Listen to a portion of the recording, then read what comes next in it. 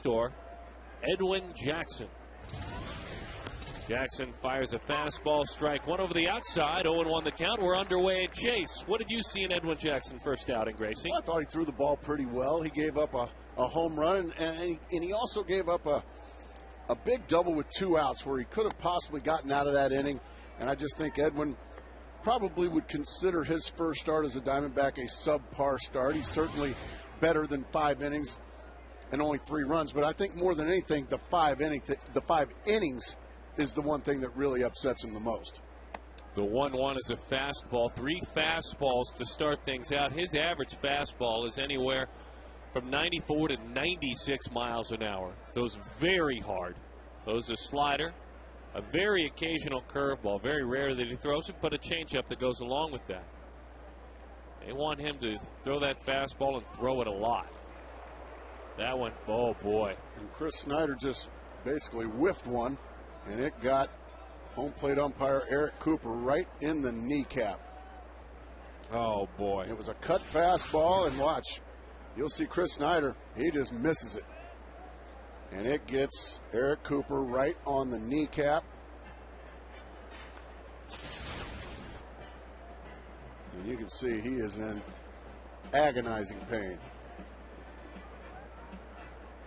Dave Edwards out to check on him. He is in bad shape. Cooper, he's trying to put some weight on it on occasion, is having a hard time doing so.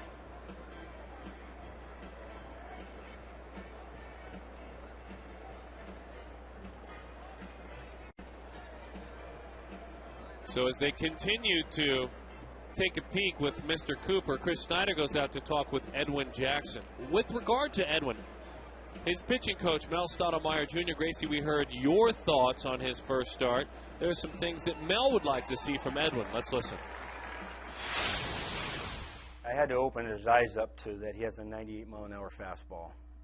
I thought he threw a bit too many breaking balls early in the game. You know, thus far ran his pitch count up. You know, he's going to get. Everybody's kind of concerned with his strikeouts.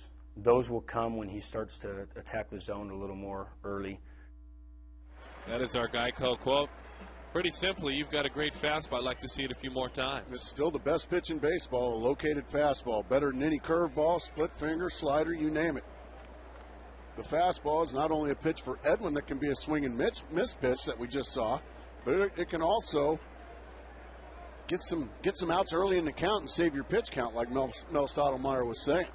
And you see those numbers. That was from last year. The amount of time he used the slider, that's a little bit of an American League approach. You have to remember that. Well, good to see. Eric Cooper's all right. He goes back to work. Gave everybody a scare as that one misses low. 3-2 the count. A straight direct shot, whether you have shin and knee protection on or not, doesn't matter. I mean, if you get a direct shot like that, Cooper, a 10-year Major League veteran. Outside, that's ball 4. So a walk to Aki Iwamura. He is 4 for 8 in this series. Aki taking a check on it. You can see Eric Cooper. What happened, Chris? I need you out front. And there's obviously a big apology, I'm sure, from Chris Snyder. Sorry about that. I missed it.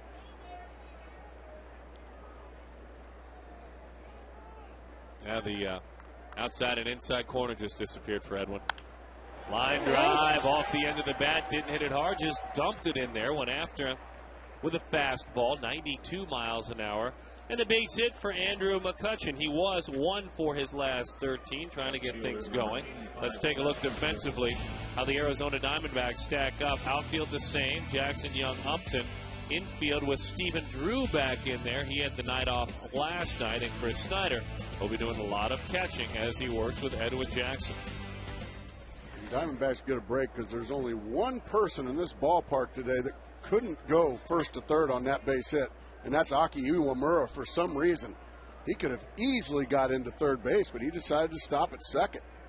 Well, the ability's there. That's the interesting and he's part a of very it. fast runner. Real big break. Maybe a ground ball here. Good breaking ball. Hard slider. 0-1 the count. Tuck in your pocket, Lastings. There you go. Attaboy. Millett, you see how he is starting the season in 5 games. 2 for 9 with an RBI in this series. Very big minor league career coming up in the Mets organization. And again, Aki Iwamura stands at second. Ground ball gets you closer to getting out of this inning. This ball, as you said, Darren, it's not hard hit. It's to the right side. And Aki Iwamura just says, heck with it. Chris Young, not a strong throwing arm by any means. Diamondback's got a big break there. 90 feet, Darren, I've said it many times, is paramount in the game of baseball. Breaking ball, ground ball, base hit. Would have played it a run. The bases are loaded, though, against Jackson. Pirates came out aggressive yesterday. Everything early in the count they could put their bat on against Dan Herron, and he was up a lot. They did. They're doing it again. Very aggressive. They're not looking to get comfortable. No. They're looking to swing the bat. I agree with you. Dan Herron found that out yesterday. He was hit hard by this young Bucks squad. A leadoff walk, back-to-back base hits, and now their home run hitter, Garrett Jones, with a big opportunity. Jones 2 for 7 in this series with a walk and a strikeout. He homered 3 times in the first 2 games of the season for Pittsburgh. This is a topper. Stephen Drew to the bag. That is a double play. A run does score. The Pirates lead it 1-0. McCutcheon moves up to third, but 2 big outs there, and the bases look a lot cleaner. That's what Mel Stottlemyre was wanting. Use your fastball down in the zone. That's a first pitch fastball and just an easy tailor-made double play. Drew just steps on the bag, and 2 quick outs, 2 much-needed quick outs for Edwin Jackson. That was an outing that Jackson had down in Tucson as Ryan Church gets ready to hit. See, defensively, they plan to pull in the infield, straight in the outfield. Good-looking breaking ball, grabs the outside. Jackson had 15 ground ball outs, and after in a conversation, Edwin said, well, I wouldn't get too used to that. That's not usually my game. And I think his pitching coach at that point thought, well, why not? Great point. You have a good fastball down in the zone. It has good life on it. Nasty slider, 0-2. And see, by using his fastball, that makes his slider, his changeup, that much better. If you can get fastball in the mind of Ryan Church. Look how far out in front that the bat was in front of that breaking ball, because he's thinking fastball. Boy, 1 strike away from getting out of a really large mess with only 1 run, Darren. And on the flip side, if you're the Pirates, you're frustrated. Bases loaded, nobody out. If that's all you get, he powers one in there at 97 miles an hour. Some will dismiss it. The difference between pitching in the American League and the National League, I think it's marked. I think the difference is dramatic, and I think you pitch differently. And Edwin Jackson, a couple of seasons ago, you look at his opposing lineups he faced, as that one dives outside. 2-2 the count. He was in the top 3 or 4 in Major League Baseball when he pitched for Tampa his first full year as a starter. And the quality, if you're using on base and slugging, of opposing hitters he faced. On that list were Diamondbacks in Major League Baseball that were in the 50s. Yeah. He was second. Pitched in that AL East or even in the Central as a 2-2 is a changeup. 0-2 to 3-2. Once again, you heard Mel Stottlemyre was talking about Jackson. He's certainly interested in the strikeout number. Most pitchers like to strike people out. And this is a situation where he's trying so hard to strike Ryan Church out. Try to get him to chase. Well, he hasn't chased, and now he's 3-2. And Church back with the advantage. Runner at third, the 3-2 to Ryan Church. Just got a piece of a slider. Took a bite at ball 4 and came up with a tick. Well, it makes you wonder just how he was able to get the bat on the ball, but he did. He survives. And he's hoping for a mistake from Edwin Jackson here. Boy, he started that slider right at the knees, made it tempting for Church. Out of Nevada Reno's, where he played his college baseball, producing Chad Qualls, the same school, laid on the fastball, 94 in. Many remember Ryan Church coming up with Montreal and then Washington. New York Mets, the Atlanta Braves as well. Finds work as a fourth outfielder for John Russell's club this season. And had a big 3-run pinch hit double in the opener against the Dodgers. A victory. And we always like it when they do things like that against the Dodgers. You betcha. Put a nice at bat on him right there, did Ryan Church, and bears mentioning, as you said, it was 0-2 at one point. And here's Delwyn Young. Speaking of the Dodgers, former Dodger farmhand as well. Came up through the ranks with the young man on the mound. Minor league spring training together a couple of times.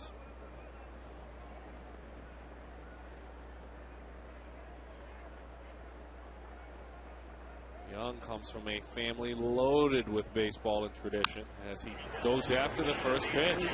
Nothing wrong with those ground ball outs. Nice little two-seam fastball. Nothing wrong at all. The Diamondbacks get ready to swing it on this Sunday.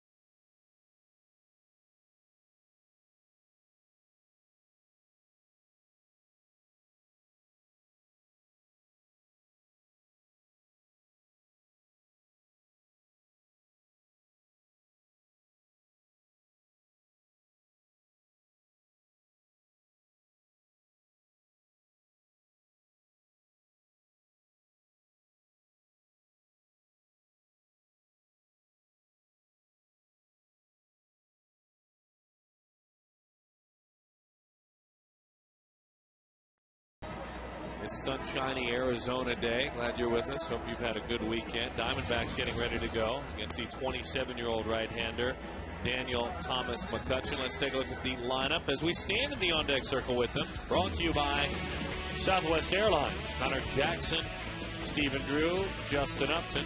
Nice series for Adam LaRoche as he starts to heat up. Mark Reynolds, Chris Young, Kelly Johnson. Chris Snyder bats 8. Edwin Jackson bats 9. Daniel McCutchen makes his 2010 debut for the Pirates, 27-year-old right-hander. The Texan, who last year in the major leagues made 6 starts, was 1-2 with a 4.21. There were some solid outings. As a matter of fact, when he got to the big leagues in his 6 starts, he took the ball 6 or more innings 5 of 6 times. So that's a good way to start things. And the Pirates can't get our booty. Well, that's like the treasure. Right? The booty, absolutely. Yeah. Like the treasure. Okay. When you ride the great Pirates of the Caribbean right out there at Disney, you see the big booty there. Pot of buried treasure. Connor Jackson takes outside to even the count, 1-1. Connor 1 for 7 with a couple of walks in this series, couple of walks last night. Hitting 3 of 4 games so far this year. Puts that one on the ground. It was a breaking ball up. Delwyn Young, a pirouette, a spin, and an ugly throw. And no turn to the inside for Connor Jackson. Almost had another collision. at first base. Fortunately, Connor Jackson was able to avoid Garrett Jones. There's the pirouette, and whoa! What happened there, Darren Sutton? That one wasn't even close. There was a lot of flair that went into the preparation for that throw. The flair didn't match the accuracy as Delwyn uncorked a wild one. So let's see if the Diamondbacks can get something going with Stephen Drew hitting. You always try to take advantage of gifts from your opponent, and right out of the gate, a gift-wrapped base runner out of Connor Jackson. Stephen Drew squares around to bunt and takes ball one. 1-0 the count. You want to talk about playing someone to pull. Look at where the outfielder usually stands in left. Lasting's Millage is 30, 40 feet away. That's how far to pull they're playing Stephen Drew. The rest of the outfielders follow suit. Which should probably tell you, if you're Stephen Drew and you're standing in the box and you look out and you see how you're defended, that should tell you that they're going to try to make you pull the baseball. If they're going to play you like that, that should tell you they're going to pitch you in with fastballs and off speed. There's off speed. Any fastball you're going to see from McCutchen, I would imagine, are going to be on the inner part of the plate. A fastball away would be easy for Stephen Drew. Just swat it to left and let's start the merry-go-round. 2-0 the count, Stephen Drew. McCutchen drafted 3 times before he finally signed with the Yankees organization. He pulls it, hits it right where they're playing it. Fastball in. As you were speaking of, so Drew under it, and an easy chance for the Pirates center fielder. Fastball in. Stephen Drew couldn't get to it and pops it straight up. So with a runner at first and 1 out, Diamondbacks right fielder Justin Upton is called upon. Upton has started the season 6 for his first 19 on this opening homestand. 3 walks, has his on-base percentage to .409. He's slugging .474. With the 1 extra base hit, a home run the other night. As that one is low, 1-0 the count. You can see McCutchen just likes to use that sinker along with his changeup. He's a guy that's going to try to stay at the bottom of the zone, get these Diamondbacks to pound it into the ground.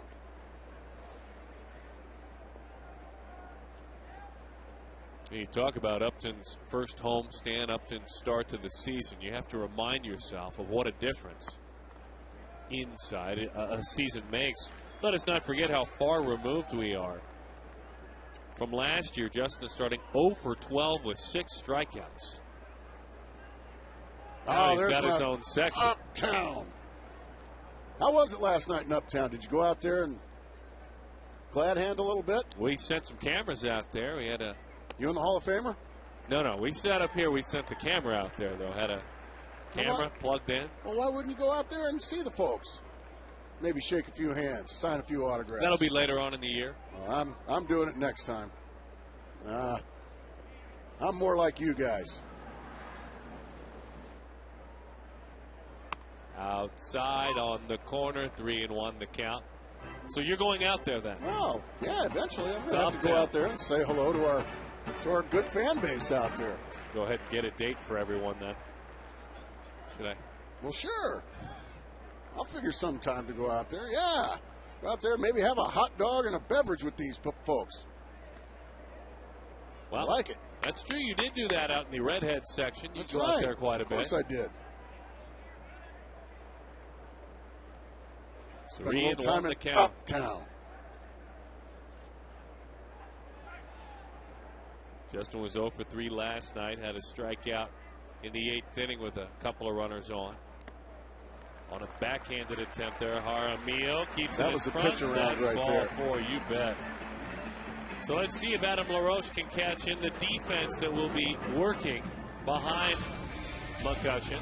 Lasting's Millage, Andrew McCutchen, Ryan Church, Delwyn Young, Ronnie Cedeno, Aki Iwamura, and Garrett Jones comes in and plays first.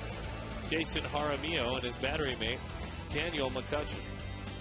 Well, it's got to be a thrill for Adam LaRoche to play against his brother. And then also for the McCutchens, the McCutchen brothers, too. You know, he's playing center field behind his brother pitching. I think that's neat. Well, actually, they're not related. Oh. Andrew and Daniel not related. Oh. In any way, one's from Florida and one's from Texas. Only 2 McCutcheons, though, to ever play in Major League Baseball history. And they happen to be on the same team. I remember a running back for the Rams named Lawrence McCutcheon. Certainly do. Father? No. But there they are, the 2 McCutcheons, only to ever play in the big leagues. LaRoche takes a change up. And you could pretty much see that Daniel McCutcheon really didn't give Justin Upton anything to hit. Adam LaRoche has been struggling in the early part. I hear Darren say a lot. He's a notorious slow starter. Well, if you're going to let everybody in the world know you're a slow starter, well, you're going to get a lot of guys walked in front of you. Maybe this is the year, in these next few weeks, he bucks that trend. Up, 0-2 the count. Went after a high fastball. Change up, then fastball. There's the high fastball. LaRoche can't lay off of it. He's going to have to dig deep out of an 0-2 hole here. McCutcheon ready to go back to work. An Oklahoma Sooner is where he played collegiately. And that one is high and inside. 1-2 the count. Even with the struggles of Adam LaRoche offensively, boy, he's brought a lot of steadiness to the first base bag defensively.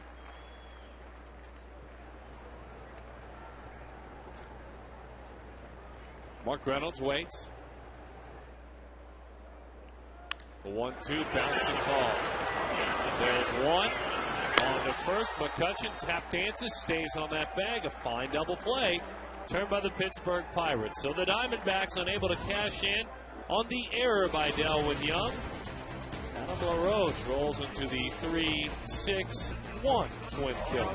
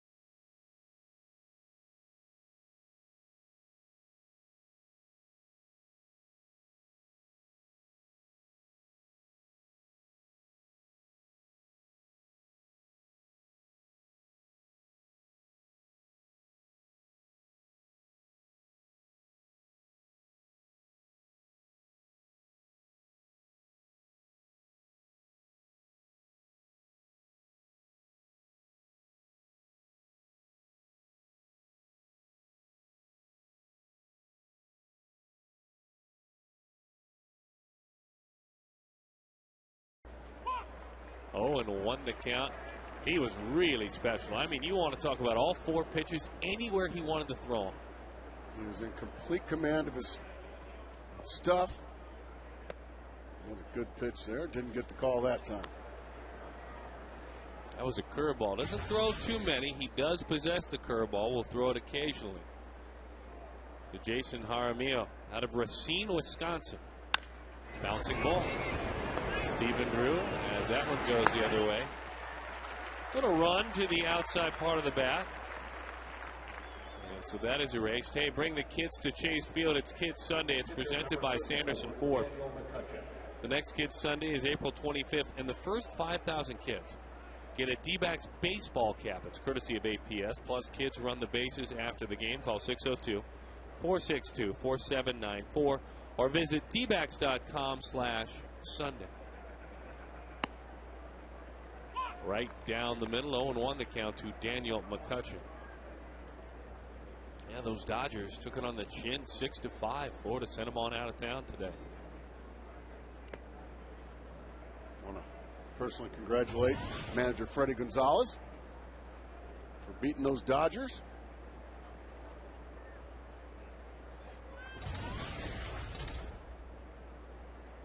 The 1-1.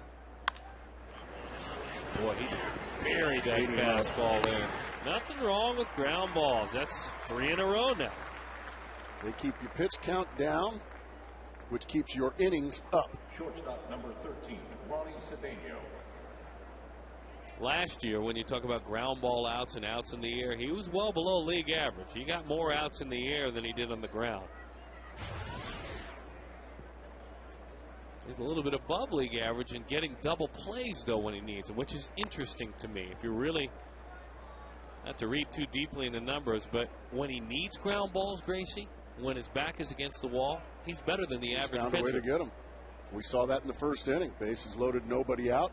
Got the ground ball he needed and kept the damage to a minimum. Facing Ronnie Cedeno, who I guess in this series has been more like Cesar Cedeno. Yes, he has. He was 2 for 4 with a double and RBI last night. Has continued to bat in that 9 slot. John Russell, the old-fashioned Tony La Russa. Boy, that was easy enough. Looked more like Arnie Cedeno there.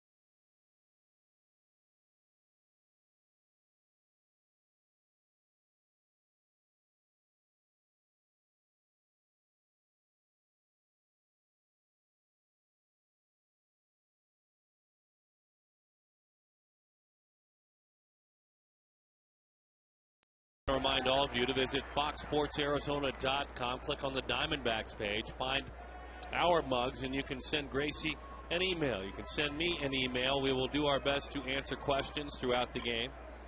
Email the booth, FoxSportsArizona.com.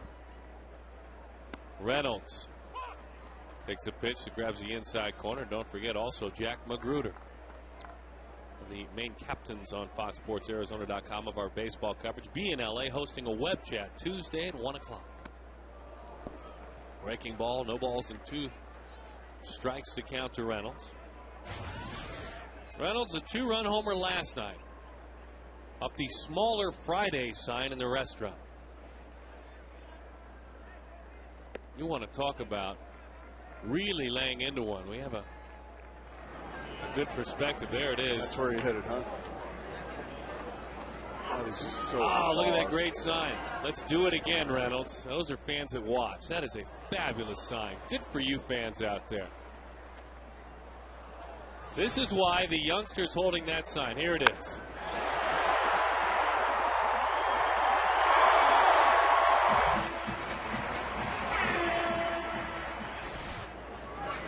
Let's do it again, Reynolds. Let's do it again right here. Yeah, why not? Why not? Go ahead, Marco. He tends to hit them in bunches. Whoa. That's high and inside. Yeah, and when you do hit them as far as Mark Reynolds hits them, you're going to get those too. You're going to get your clock cleaned once in a while. The 6th longest home run in the big leagues to this point on the season. Got under that one, hits it a mile high to left center field. Over to fight the sun and make the plays, Lastings, Millage. That home run last night, measuring at 452 feet. It was certainly much longer than that. That's unfortunate for Mark that he got a bad read.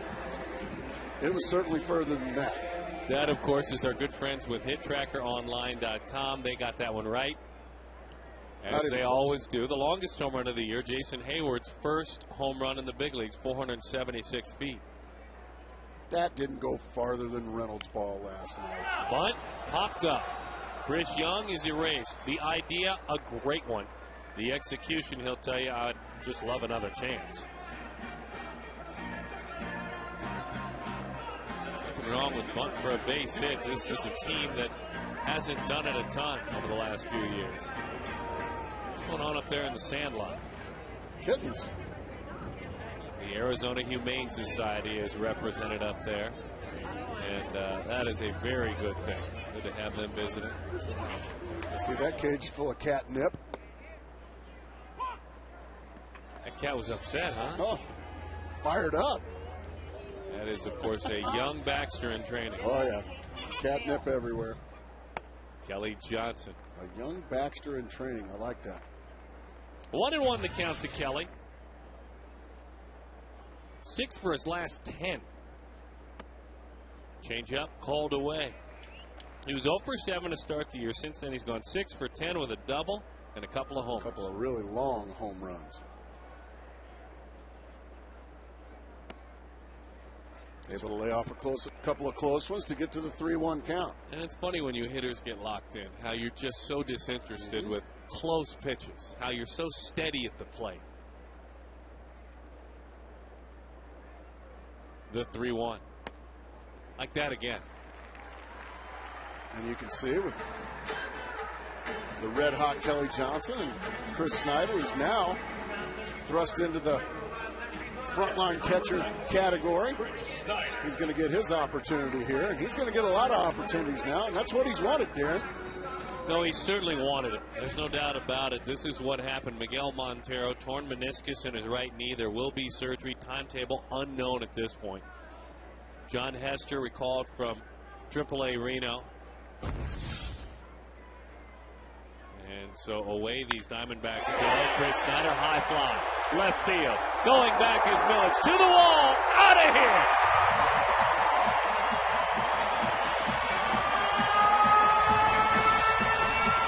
He wanted the opportunity.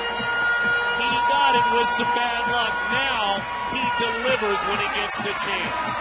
That home run means Fulton Homes donates $150 to the Central Arizona Mountain Rescue Association. Well, the first pitch he sees, a fastball right down Broadway, and Chris Snyder does what we've seen him do quite a few times. Got just enough of it to get it over the head of Millage and into the first couple of rows of seats. That's good to see. Edwin Jackson breaks that maple bat. Go get that ash bat. Go get that ash bat there, Edwin. Attaboy, get rid of that maple bat. You don't want those. National League. You don't want to hurt a fellow competitor or hurt a fan. So get rid of those maple bats, Edwin. That's okay. You'll learn.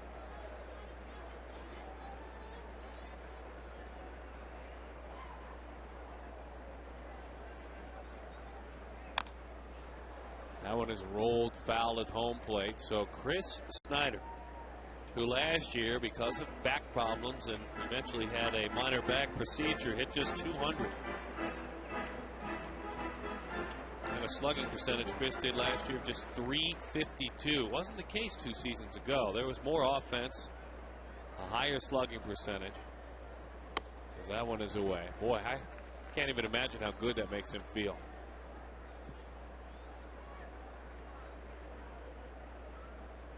It's got to make him feel great. Wow, look at Edmund Jackson laying off a tough slider there.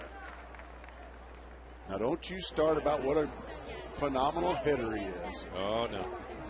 Look at the dogs up there. They're saying that dog will hunt. You throw me another one of those fastballs.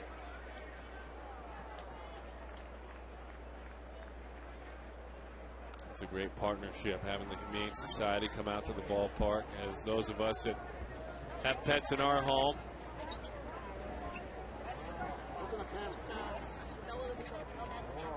Look at that.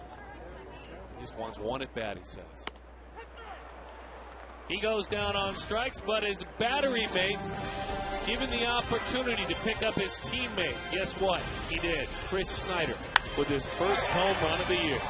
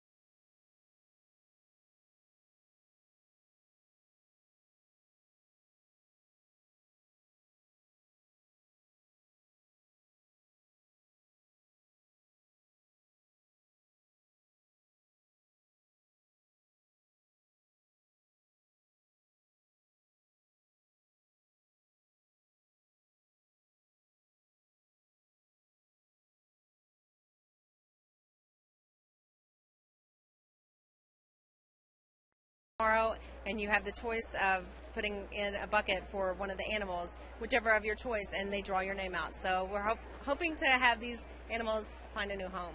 How's it going so far? I know you're here till about the 5th inning. Good. We're selling raffle tickets. They're $2 each, So, but it's we're getting a good response. So. And you and Brandon you told me, how many pets? We have 5 dogs. And we have 1 dog. We both have the same dog. We have a bull mastiff.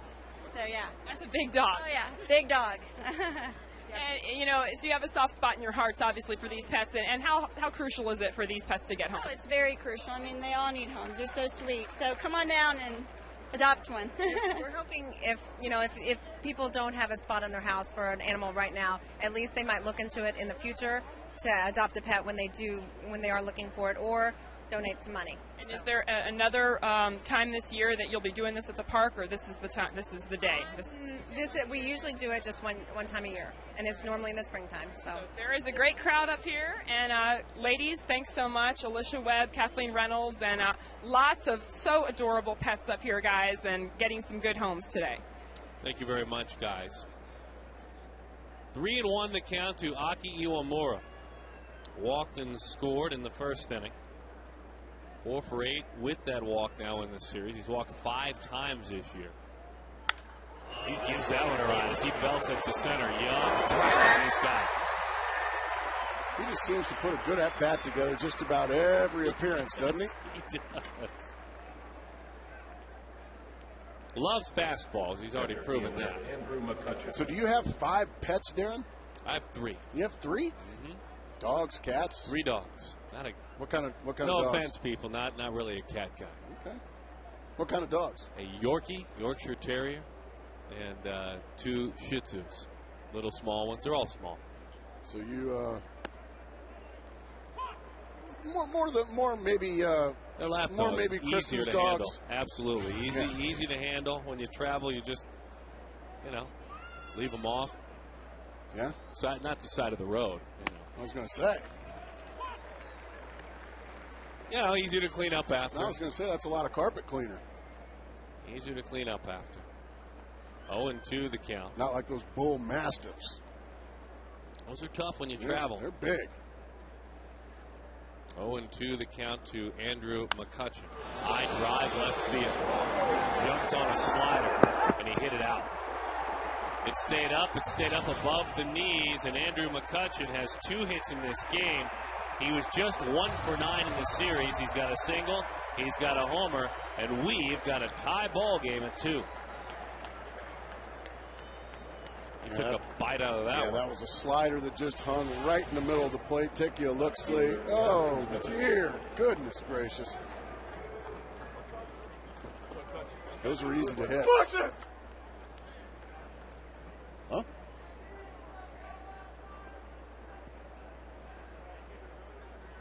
Throws it right back. Get it right back. Fastball, shoots that one. That's hugging the line. That's a fair ball up against the wall. Went up and got that fastball at 94 miles an hour. And so now Lasting's Millage. He's got a single. He's got a double. Between he and McCutchen, 4 for 4 today with a pair of extra base hits. Edwin Jackson, last 2 pitches been right in the middle of the plate. And they've both been tattooed.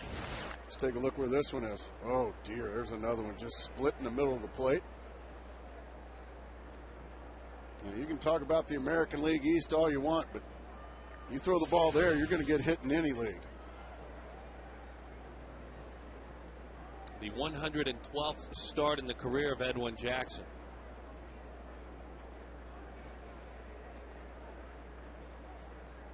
The ERA of a little bit over 4.5. He starts him off with a changeup there. He does not throw too many of those.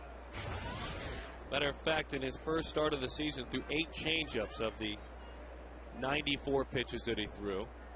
I would imagine you see it almost exclusively lefties, correct? Mm-hmm. You would think so.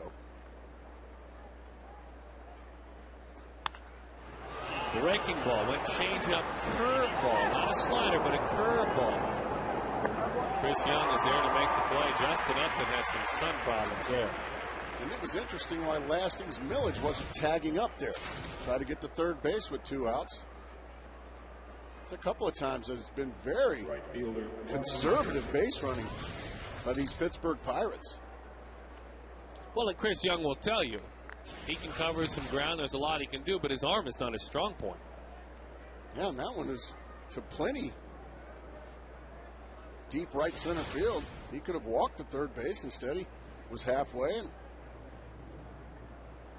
now, an infield hit, something like that, it's still a tie game. Bouncing ball, Reynolds knocks it down. Need we say more? That would have scored a run.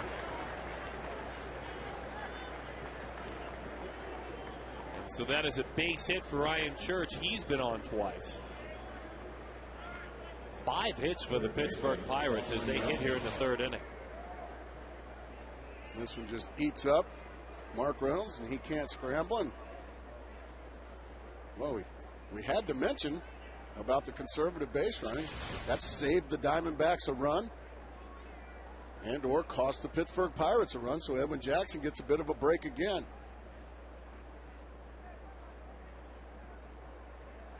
Delwyn Young grounded out back in the first inning. Grounded out to second base. First pitch he went after. Takes a curveball that is low. We talked about the baseball family. His father, Delwyn Sr., a lifetime in the game, minor league hitting coach. Played minor league baseball for 13 years. His grandfather, 35 years as a professional baseball scout. And his uncle around the game helped Pepperdine head to the World Series in '79 as he takes that one the other way. So he has been around the game. The California part of the United States. There you go. Doing some coloring on this Sunday. Joe would like that No Chew Crew shirt. Good to have the Hall of Famer back last night. Yeah, we missed him. We missed him dearly. 1-1 the count. Was it like he never took a year off? That's exactly right. Why does that not surprise me? A lot of people will ask him, how's Yogi? It's his favorite thing to be asked. There he is. There's the Hall of Famer, along with his beautiful wife, whom he calls McGraw. Yeah, Audrey is having the nickname of McGraw because she always has to deal with baseball talk. Here comes Chris Young. Oh boy. He just got burned with a dive. It gets by him. A couple of runs will score. Young is racing on around. They will stop him at third. And with 2 outs, the Pittsburgh Pirates deliver a big-time uppercut, and then they're helped a bit.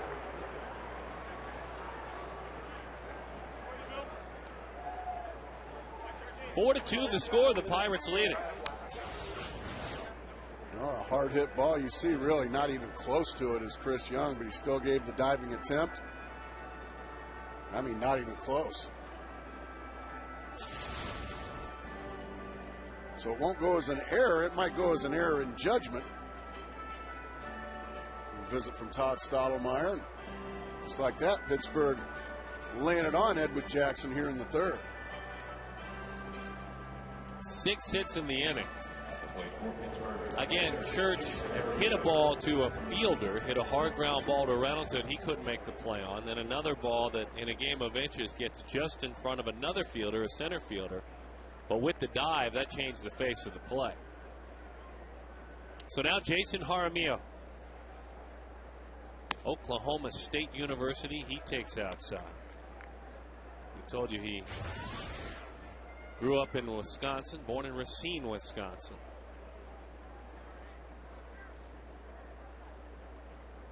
And when you're a Wisconsinite and you're born in 1982, October 1982, most people that live there. There was a lot going on there at that time, wasn't there? They're easily tied into what was going on in October 1982. He was born during Game 4 of the ALCS against the Angels. The Brewers dug out of a 2-0 hole in that series. I would imagine a lot of young men were named Robin or Gorman or Cecil. They were the heroes of those 82 Brewers. Robin Yount, Gorman Thomas, Cecil Cooper. That one is lifted into the seats. And maybe a Harvey or two, wouldn't you think? I would imagine. The late Harvey Keene, the manager of the, what was the Brewers' nickname? Harvey's Wallbangers. Harvey's Wallbangers, that's it. It's a similar style of baseball they play there now offensively. We'll worry about the pitching later. Let's just hit. 3-2 the count.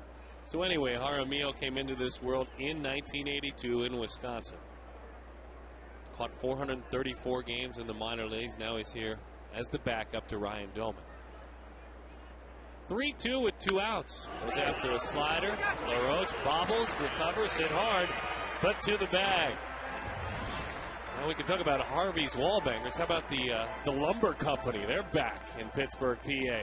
It's time to learn about baseball with D-Back the Basics, presented by our friends with the Arizona Plumbing and Cooling Contractors.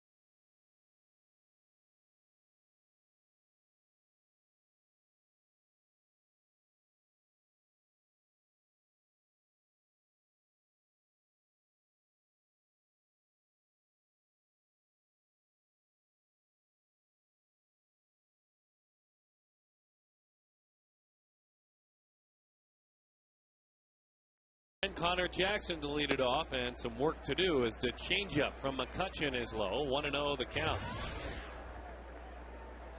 Connor Jackson, an outfielder who has played more first base in the big leagues than outfield.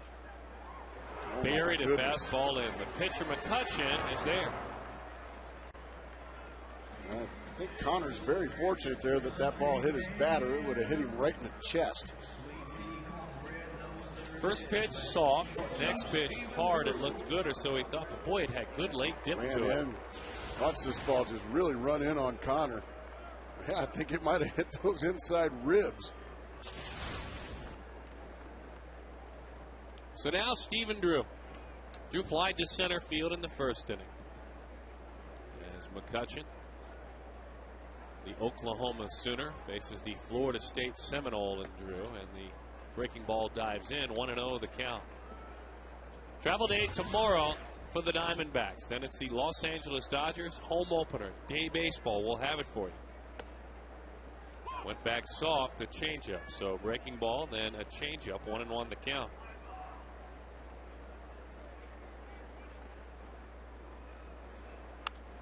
Another one buried in on Stephen Drew that time.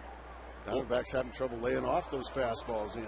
Boy, if you can do it and you command it and it's close enough to the plate. Yeah, if you can you're get not swings. 95. If you can get swings, boy, what a weapon that is. The Pirates, by the way, head up to San Francisco to take on the Giants for a 3-game series. Or they head back home for the Reds and the aforementioned Brewers. Went in there with the slider, and it's rocketed foul, and into the seats it goes.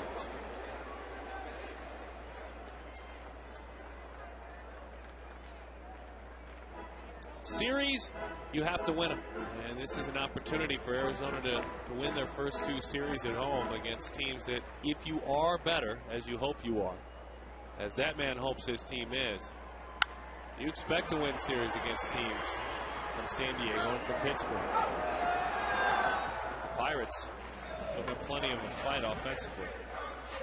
Once again, with the big shift on, lots of fastballs in and off speed to Stephen Drew. And the result is the same, a lazy fly ball.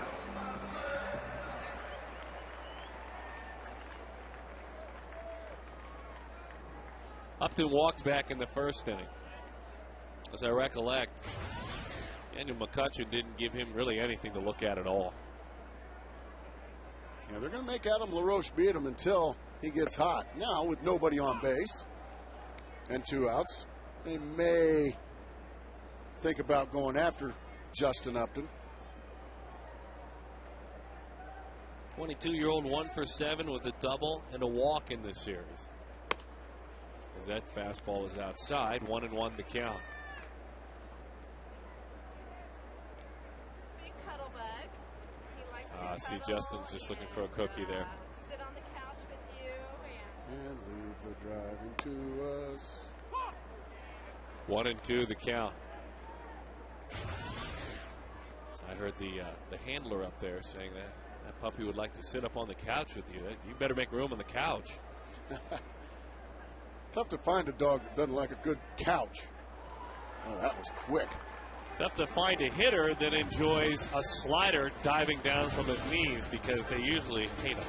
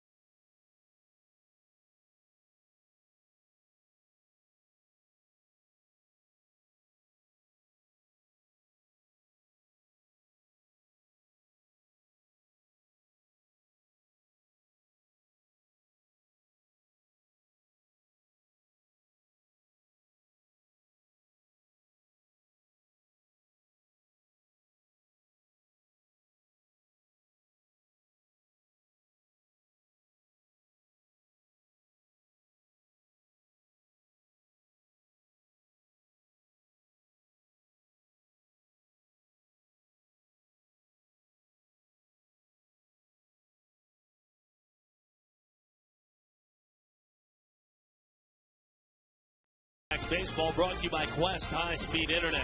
Get blazing fast speeds that won't burn up your wall. We continue here at the Ball Yard. The Arizona Humane Society trying to find homes. Up there at the Sandlot by Futures Field as well. If Arizona can claw and scratch back into this game, trying to bunt for a base. It looked like it got him out of the box. I think he's going to be called out. Yeah, he is going to be called out. He bunted it. If it gets your person, if you will, once you're out of that batter's box, that's it. If you've got a foot out of the batter's box and it hits you anywhere on your body, you are out.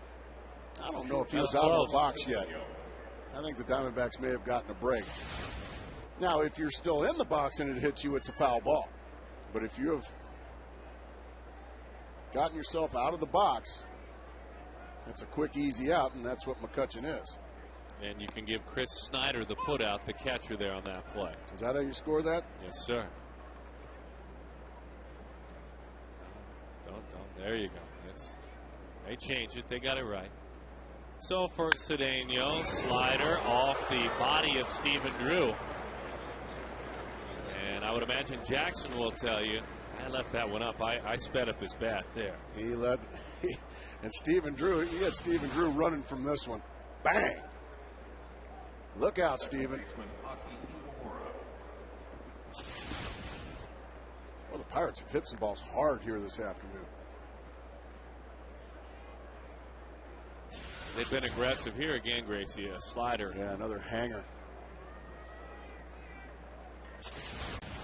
Cedeno 1 for 2. He is hitting 4 of 5 games this year, and so far all multi-hit games. As they keep an eye on the veteran. Long time played a very big supporting role in Chicago with the Cubs. 05 to 08. Hit 300 in 05 in just 41 games. Try to keep him close. Had 5 stolen bases last year.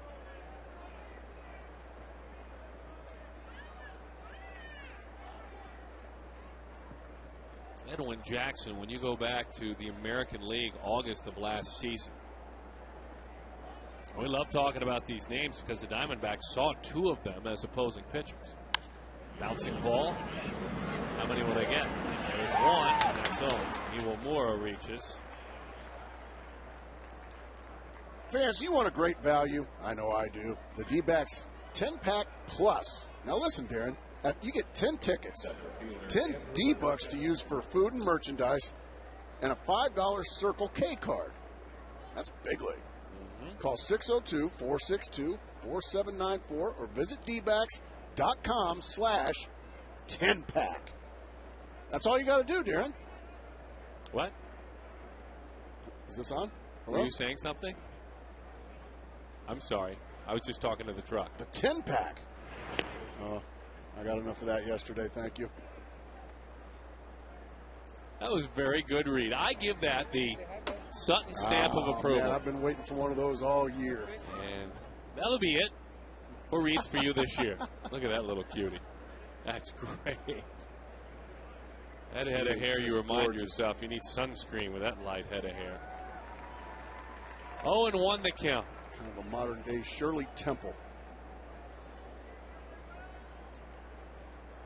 What's the dog today? Well, what's the giveaway? Is that for the... I got one. Little beanie baby, It's huh? a Webkin. A Webkin? And oh, man. And it's like a little pug or a bulldog or something. Swinging right through it.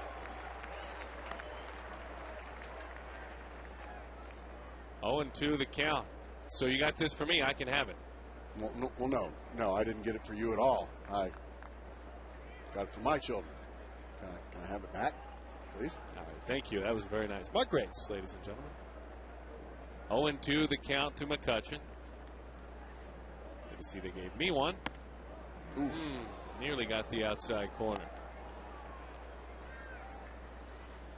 McCutchen homered back in the 3rd inning. No, don't drop that Webkin. Just smash him on between the seats there. There you go. Stay. Sit. Never mind. The 1-2. Hanging around. We'll do it again. This is the long ball. His first of the year.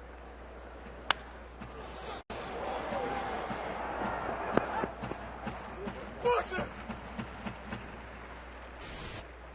1-2 the count. Baseball America named him their Rookie of the Year in the major leagues last year. Yet he was 4th in the voting for the National League Rookie Chris of the Year. Coughlin was, if you ask me, by far the Rookie of the Year. Runner goes, and he swiped that one on the pitcher. As we were talking about earlier, when he didn't move up on the base hit, he's got plenty good wheels. He easily steals that one. Stole 9 bases last year in 10 tries, so if he's going, he'll make it. And he'll slide inside. And I wasn't trying to take anything away from Andrew McCutcheon. He's a terrific young player, but Chris Coughlin was the Rookie of the Year last year for the Florida Marlins. Well, the 2-2. Hot shot. Drew picks that one off the dirt on a line. When McCutcheon got here last year, he was about that age when he arrived in May. He had an incredible season.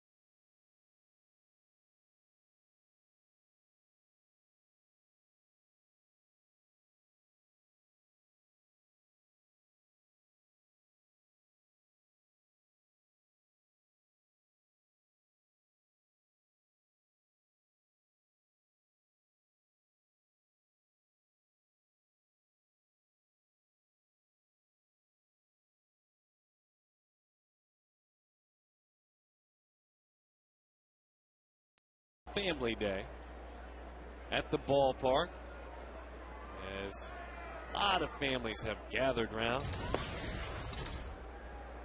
And if you're at home, gathered around your television set, thanks for inviting us into your home. We trust your weekend's been a good one.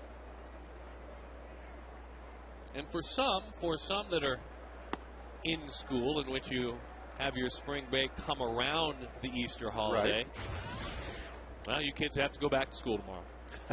Yes, you do. The 2-0. Fastball in. Got another fastball, a little bit up and a little bit in, and another Diamondback swing. Oh, what a beautiful day it is today. Sit out in the sunshine and take in a Major League Baseball game. Man, nothing like it. 2-1 the count to LaRoche. Went away with a sinking fastball while the man on the mound played it the University of Oklahoma. The man in the batter's box played at a darn good baseball school in Oklahoma, a junior college, Seminole in Oklahoma. Known for producing players everywhere. It took a couple of close ones, but LaRoche is on. Well, when you're playing catch-up, that's always a good thing, a leadoff walk. Third baseman, Mark Reynolds.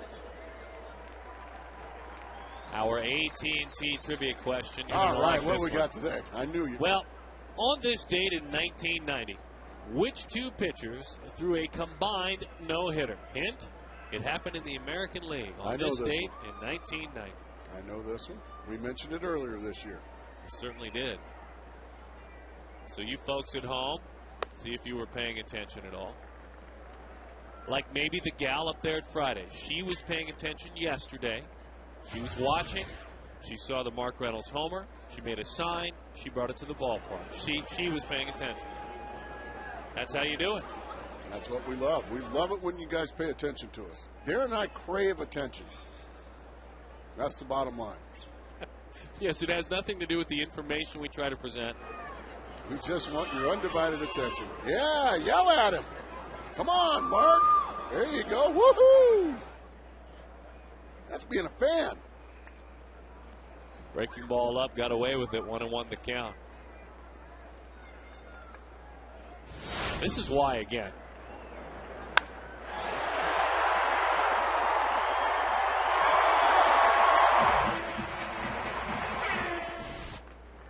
That ball went a good 520 feet. So let's do it again. Well, actually, it was measured at about 455. 1-1 the count to Mark.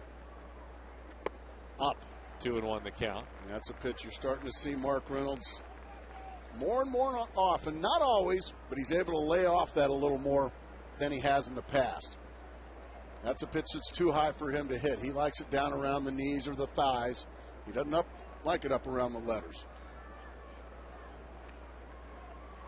Oh, boy, he got a breaking ball there, and he's upset with himself. He knows he had a good one to hit. This one just kind of spins right there in the middle of the zone.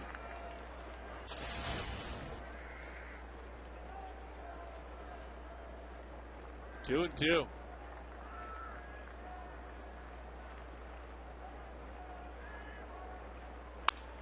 Broke his bat. It's on the ground. Ranging with a flip. Did they get anyone? No, everybody's safe. Cedeno tried to use the glove to get it to Iwamura. Meantime, now the Diamondbacks with a chance to really creep closer back into this game. Well, sometimes you get caught with a little more style than substance. Ball back up the middle. Ronnie Cedeno. Let's show him some style. No. He had plenty of time if he just gathered himself, got the ball out of his glove, but instead wanted to show a little style. That'll make the females happy up there.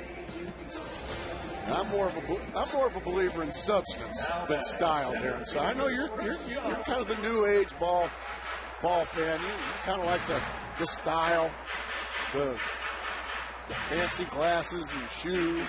I do. You know what else I like? I love the modern day color analyst that puts words into the play-by-play man's mouth. That's my other favorite thing. It's got a new age. Here's Chris Young. That pitch misses away. But at the end of the day, what I'm saying is Ronnie Cedeno's a terrific player. He's having a terrific first week of the season. But he just hurt his ball club right there by trying to make a fancy play and just instead of just gathering himself and getting one out. Young, high fly, left field, well struck. Village going back to the wall. He leaps. Goodbye!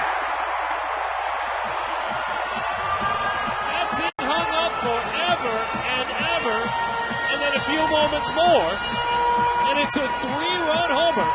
And the Diamondbacks lead it. Chris Young has 10 runs batted in early in the season.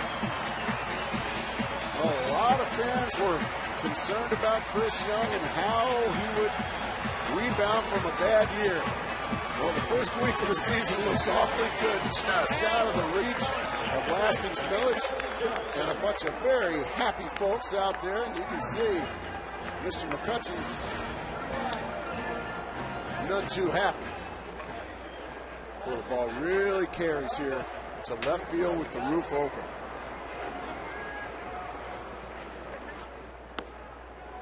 Well, the run that he will tell you he cost the team defensively, he just helped to get back and then some. An opportunity to pick up his pitcher, to pick up his team with the dive earlier on a ball that was in front of him. And that's got to feel good for Young, his third home run of the year, and he has 10 runs batted in. This was a grand slam earlier in this series. Yeah, when you get them 3 and 4 at a time, they tend to add up. 2-1 the count to Kelly Johnson. Kelly drives it deep right field, down the line, goodbye!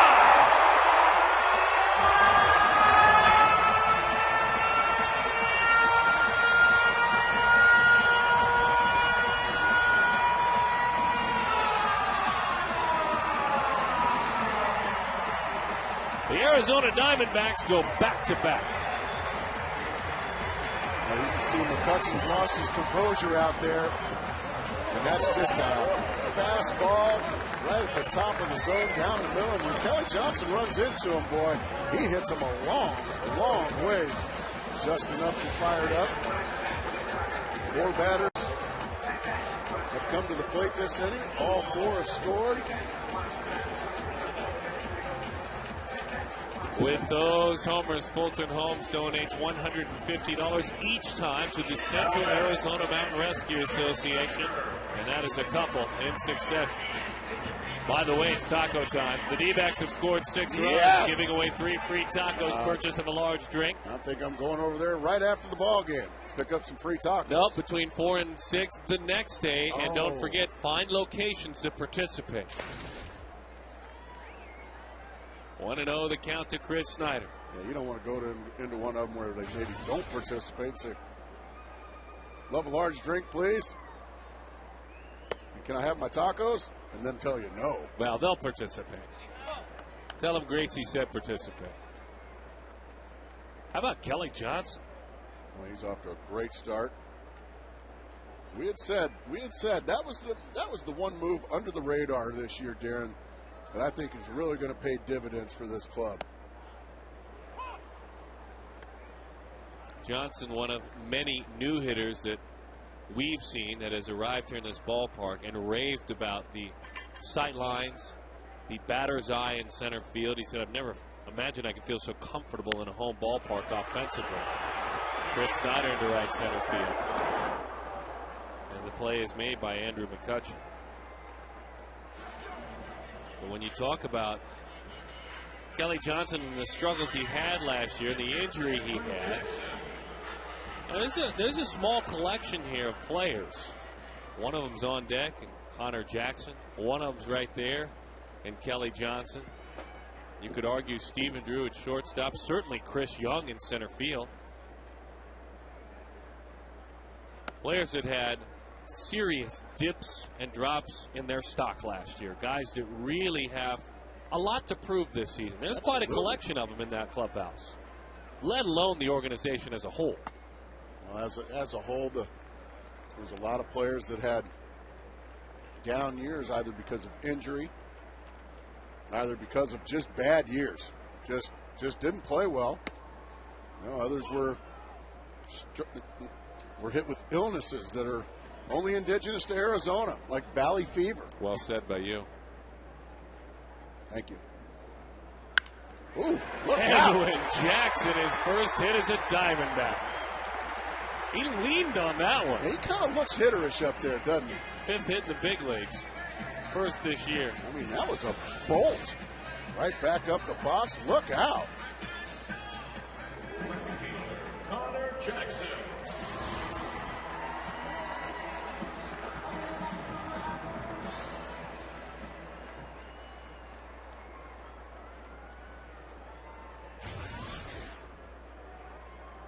Here's Connor Jackson.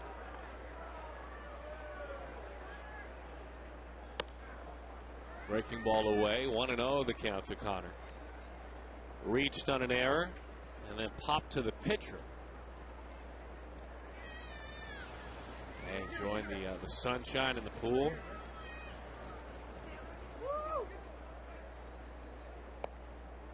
Well, good patience there by Jackson. That tantalizing changeup. A lot of hitters will swing at that and either miss it or make an out with it. He was able to lay off of it. Got himself a good hitter's count now.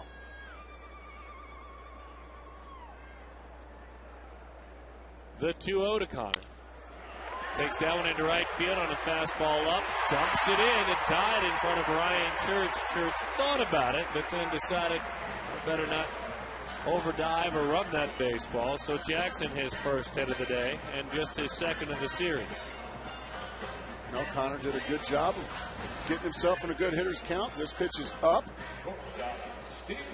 He's able to fight it off and flip it out into right field for a base hit. Nice base running there by Edwin Jackson. A good read. That ball just bouncing in front of the right fielder. He could have easily got forced at second base if he was not aggressive, but he was and got to second base. Who has that fastball sail inside? 1-0 the count.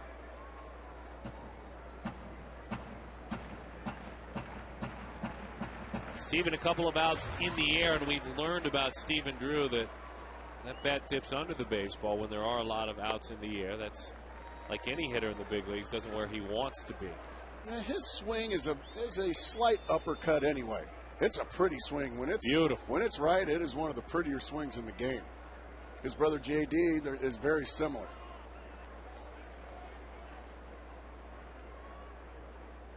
Ted Williams said the perfect swing in his mind had a slight uppercut. Slight, not a big uppercut, but a slight uppercut. All the hits you had and all the times you used the entire field, did you have a slight uppercut in your mind?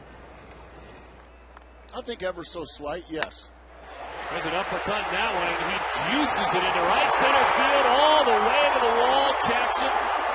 Jackson heading to the plate.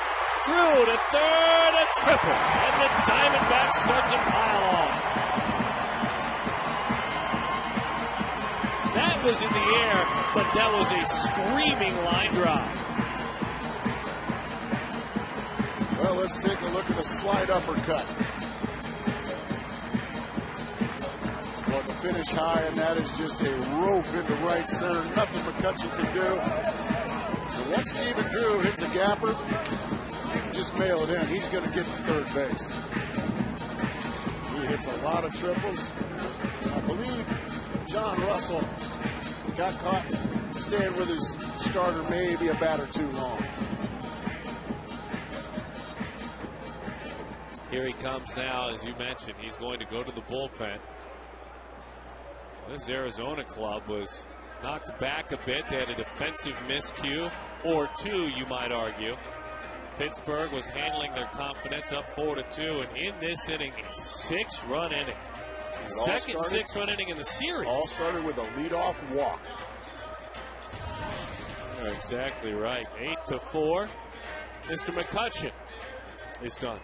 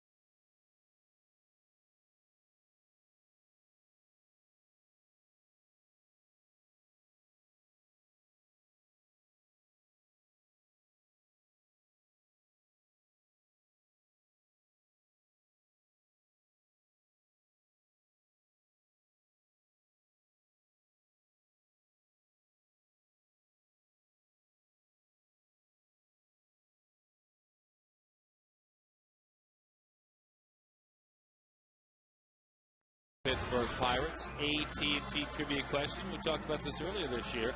Did you remember that on this date in 1990, the two pitchers that threw the combined no-hitter Did you get it, folks?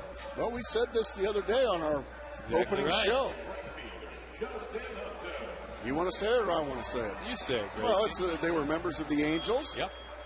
And Mark Langston was the starter. I believe he went 7 of those innings. Is that correct, Darren? And then Mike Witt finished with the final 2 no-hit innings. And did they jump around and everything? Oh, certainly. To the backstop it goes. Streaking home to score the run is Stephen Drew, Hayden Penn. It's not a good way to start things. I mean, he came in and the very first pitch he throws is just a terrible pitch. About 5 feet outside in the dirt. No chance there for Jaramillo. My goodness. That's a tough pitch to lay off. Incredible patience there by Justin Upton. He never was really interested in that one. That's frustrating for the skipper. 9-4, Arizona leads it. So Justin takes a pitch outside.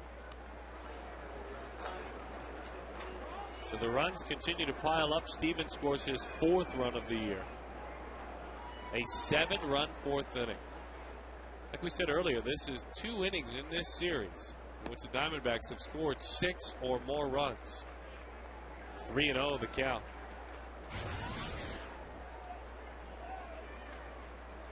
Yeah, you start putting touchdowns on the board, you're going to win a lot of baseball games. 3 home runs again in this game for Arizona. Ball 4. Justin Upton has walked twice. And now officially the bat around goes to the 10th batter of the inning. Where it all started, the man you mentioned, a walk to Adam LaRose.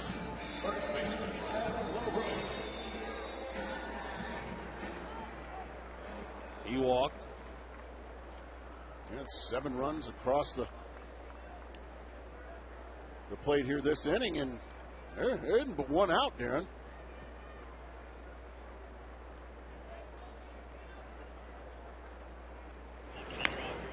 Well, we saw him a couple of nights ago get his first hits and his first RBIs of the year. This is a gentleman that for every full season he puts in, every 162 games, hits 26 home runs. Yep, I'm asking for the first long ball of the year. Pitch is low. 5 pitches Penn has thrown. All 5 have missed. Oh, as a fielder behind him, you just love this.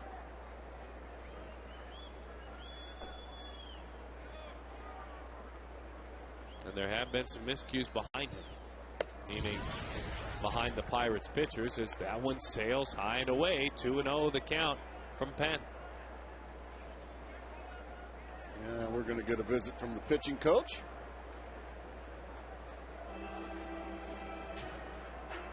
Four runs, 7 hits, and an error for the Pirates. 4 left on base. 9 runs, 6 hits, and no errors for the Diamondbacks. 1 left on base. Don't forget that next homestand when the club gets back from LA and San Diego. What a great homestand it is. Here comes some big boys. Albert Pujols comes to town with the St. Louis Cardinals. Ryan Howard, Chase Utley with the Philadelphia Phillies. Come on out and see us at Chase Field. If not, catch us on Fox Sports Arizona, where, again, as we love to do, you will hear from Albert Pujols. We love talking hitting with him. Maybe even Ryan Howard. Base hit, right field, Adam LaRose. Justin Upton. How about that? Drawing the throw in the 3rd. He's in there. That is so fun to watch. You like that? Oh, man. That's how you run the bases. Take some chances. Yeah, it's 9-4. I mean, Justin Upton is flying, and Church has a terrific arm. He challenged it. He got in there. Boy, that's exciting stuff. Church, one of the better arms in the National League. Mike Riley, umpire, right on the plate, and emphatic save. Good stuff. And right behind him, under the watchful eye and the guidance of his third base coach, Bo Porter, who was down on the ground slapping that grass. I need you to get down. This is the kind of stuff that Bo Porter, Matt Williams, Kirk Gibson. Gibson works tirelessly on setting up these guys on the base paths. It has been demanded that improved heading into this year. Not asked or hoped, demanded. Oh, it needed to. Once again, Hayden Penn falling behind 2-0.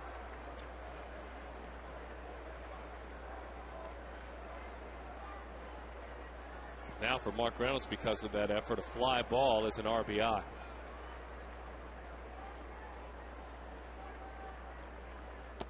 Three and 0 the count. He has thrown one ball in the strike zone, 9 out of the zone. Young man who is out of Santana High School in Santee, California. Started with the Orioles, then the Marlins, then the Pirates. Outside, ball 4. And nobody getting loose in the Pirate bullpen. So, Mr. Penn, this is yours. It has been a huge homestand for Chris Young, a huge start to the season. Wednesday, a long ball against the San Diego Padres. Friday, a grand slam. And a ball to center field. Only the 8th time in his major league career he goes to center field with a homer. And then today.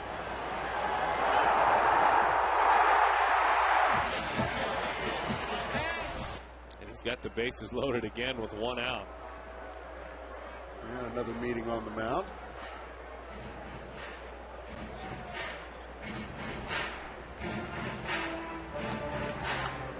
Hit it here. Hit another homer, Chris Young. We got good signage this year. I like it. We have good ones, but we need more. I agree. We need more signs at the ballpark. And you know what?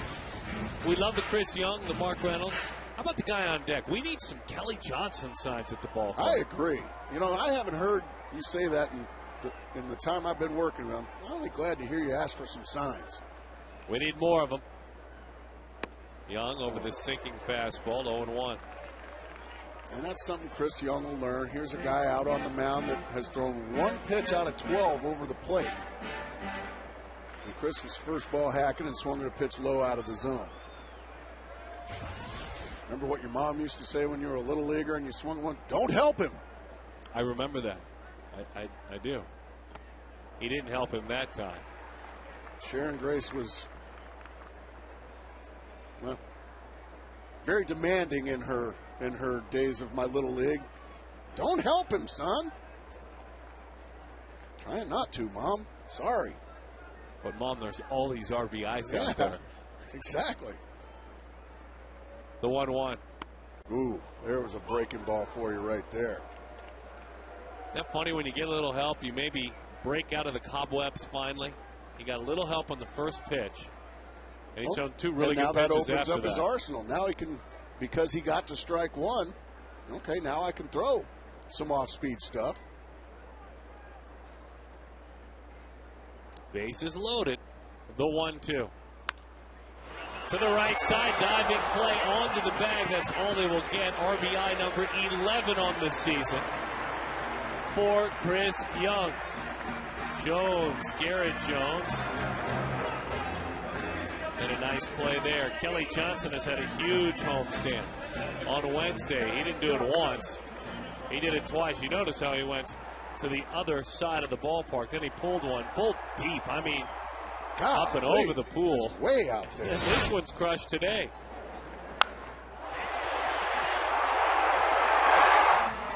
You go over the bullpen, that's a long ways down the line.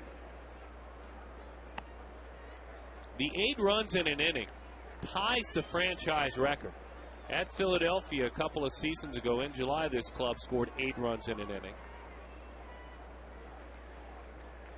A base hit away from what we called a parentheses inning. And I'll tell you what that is. That's in the newspaper the next day, in the line score. If you get 10 runs in an inning, they have to put that 10 in parentheses. Ooh, I like that. Because you don't want it to look like a 1 in the 4th and a 0 in the 5th, so they have to put parentheses in the newspaper. So they're a base hit away from a parentheses inning. There have been 5 hits in this inning, and then 1, 2, 3 walks as well. And another 3-0 count.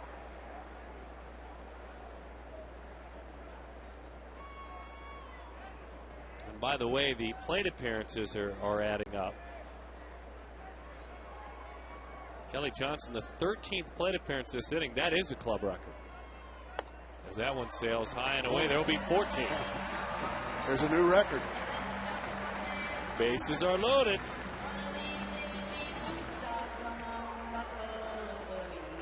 See how you do it? That's how you handle it with your scorebook. You have to cross out the fifth inning there. Cross that out. You have to make it a 4. And then all the way on down the line, you have to make it a 5 and then a 6. You have to do some subtraction. That's what's going on there. John Russell comes out to get Hayden Penn, who unfortunately pretty much upchucked all over Chase Field when his name was called. So he'll be removed. What do you say we take a break? Please. All right. More after this. After today's game.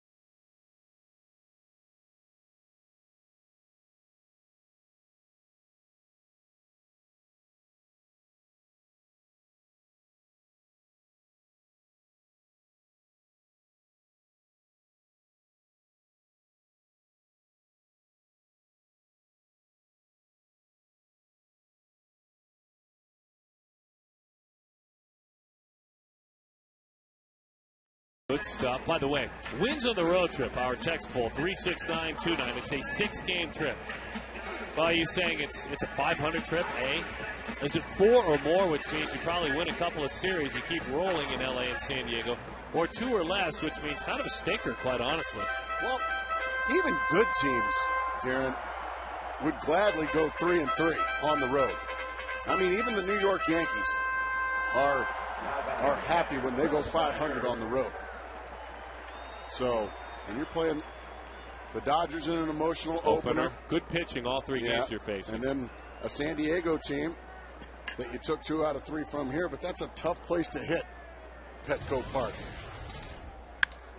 Chris Snyder drives it deep right center field. That one is up against the wall. The record inning continues. 3 runs cross the plate. Gracie, what kind of inning is it? That's officially a parentheses inning. And make sure you look in the box score tomorrow, folks, and you will see in the 4th inning for the Arizona Diamondbacks, you will see parentheses around whatever this number is. It's 11 right now and growing. Bang! Chris Snyder, have yourself a day, young man, as the frontline catcher.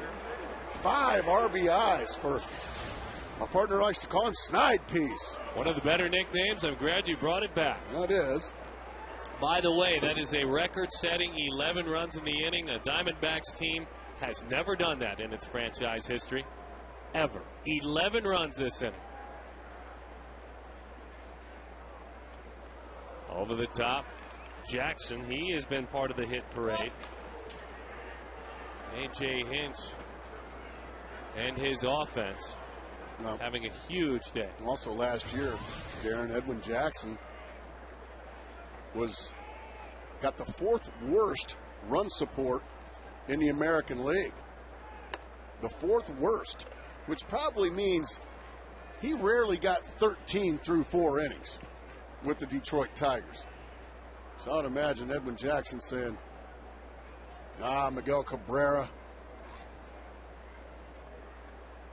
Just stay on in Detroit. Brandon Inge. Oh, Edwin Jackson hits it deep to the wall. It's gone!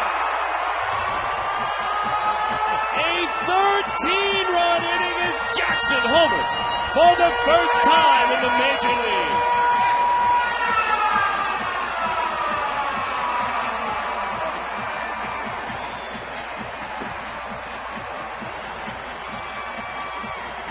Arizona 15-4 for Pittsburgh. He may get the silent treatment in that dugout. Yeah, it looks like the silent treatment's coming.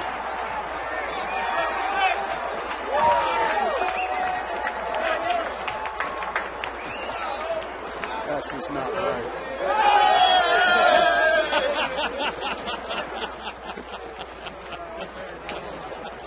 Pitcher hits his first career home run and he's silent treated. And they only do that to you folks when they really like you. Yep. Well said. Well said. But also, I think Edwin's still got a bit of a game face on because he's still got to go pitch. That's exactly right. And on the flip side, I'm sure he's not particularly pleased with giving up the 4 he has given up. He loves the 15 of support he has received, as that one is low. A 13-run inning. Well, we said he looks hitterish. You think 2 hits in an inning? Fulton Holmes home run, as that one is a strike. By the way, $150 to the Central Arizona Mountain Rescue Association. Chris Young leading the charge. Silent treatment. 3-2 the count.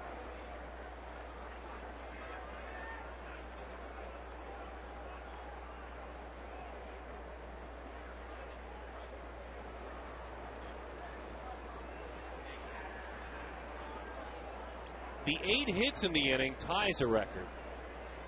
Obviously, the 13 runs is a record. They have set a record for plate appearances. 10, 11, 12, 13, 14, 15 to this point.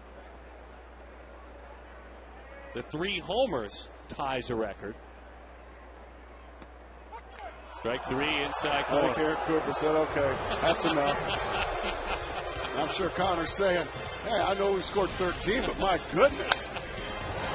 An inning in which the Diamondbacks scored 13. They homered 3 times. The pitcher had 2 hits, including his first big league home run.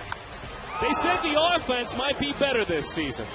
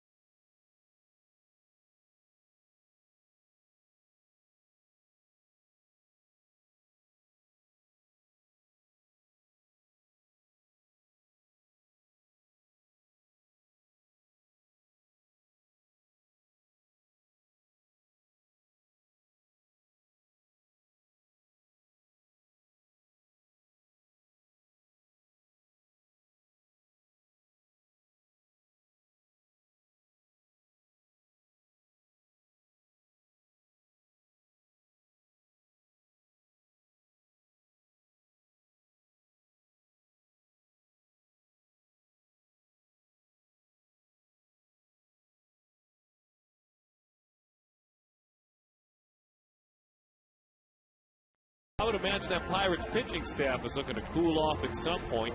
15-4.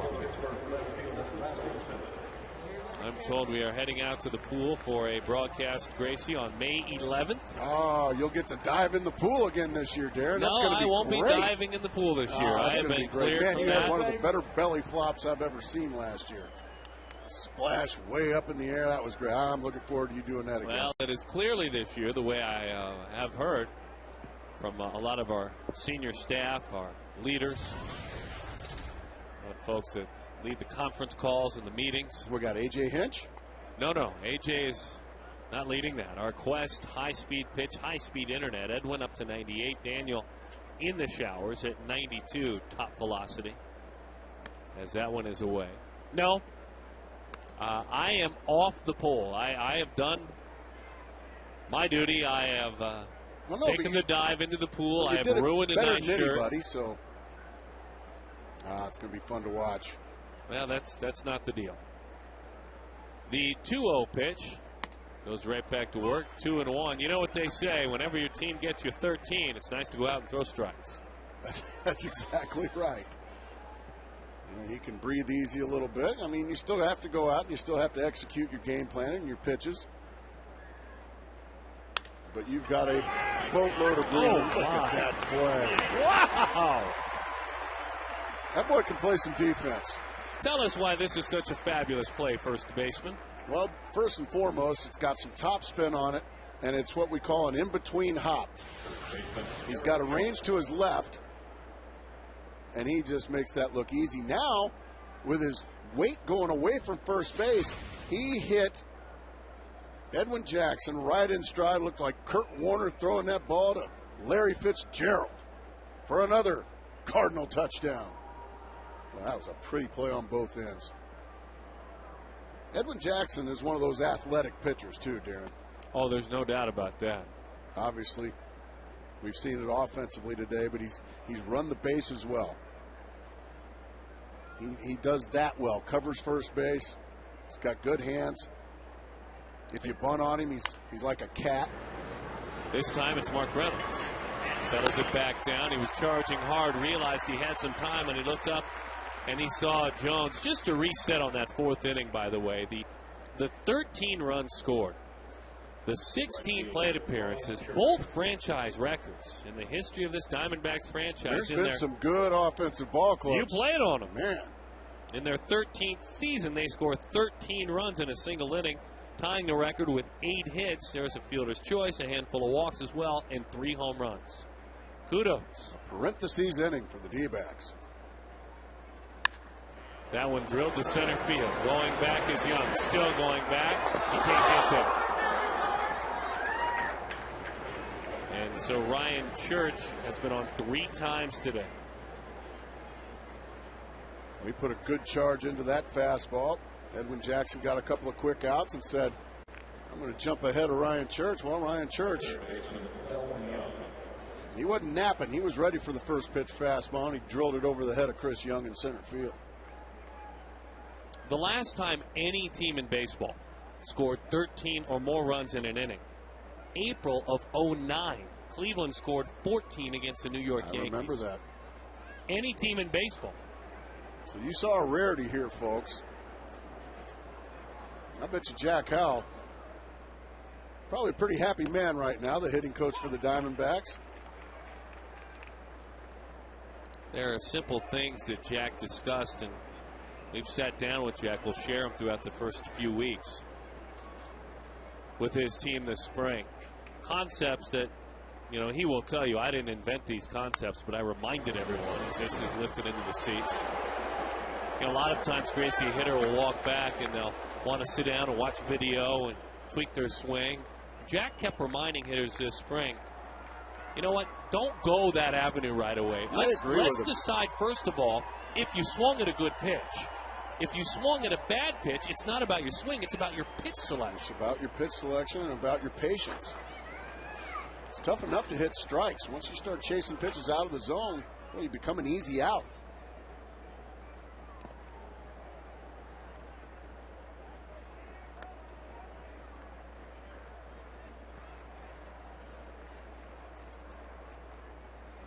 One and two, the count. Technology being challenged on an inning like that. information systems gurus gathering on how to handle a 13-run inning. Statisticians just curling up in the fetal position, overwhelmed, as that one is high and away. 2-2 the count. So our statistician, Kurt Zacher, he just can't deal with it, huh? He's hanging in there. He's exhausted, though. Record books, computers. He's got a slide rule out. A protractor. He's borrowing fingers from fans, just counting. And, of course, the abacus, he already broke it. That bouncing ball, and in time for the out. Matter of fact, Josh DeFamio had to rewrite the computer on the scoreboard. He couldn't head out to the pool and relax. A 13-run inning. The D-backs up by 11.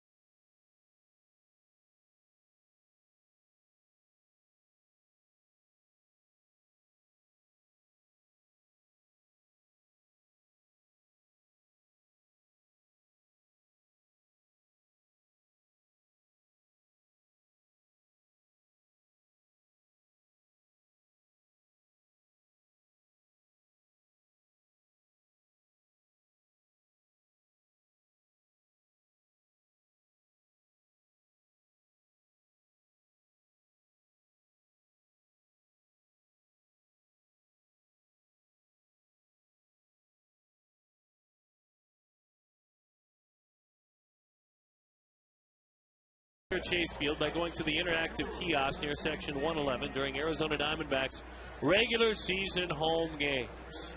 Kachinko, our good friends with Gila River Casinos, with a brand new Wild Horse Pass Hotel and Casino.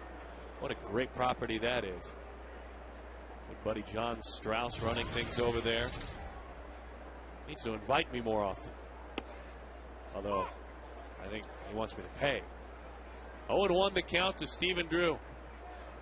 15-4 the score. In that inning, by the way, the Diamondbacks were 4 for 5 with runners in scoring position as Jack Pashner fires it off speed. Great, so let's take a look at our Amica hit zone. I know you like to do that for Stephen Drew. You can see right down the middle. He's a pretty good hitter. That's a shocker. 0-2 the count. As he takes, did he go? He did not. Don't forget Amica. Here's the great part. They donate $10 to the Boys and Girls Club of Metropolitan Phoenix. With each and every hit, the Diamondbacks get now through the end of the season. I think they opened a new branch in the fourth inning. They had to. Are you kidding me? Kids are running around, enjoying after school time as Drew goes down on strikes. Salty veteran Pashner. The youngsters are gathered around. We got some giveaways. What's going on here? Wow.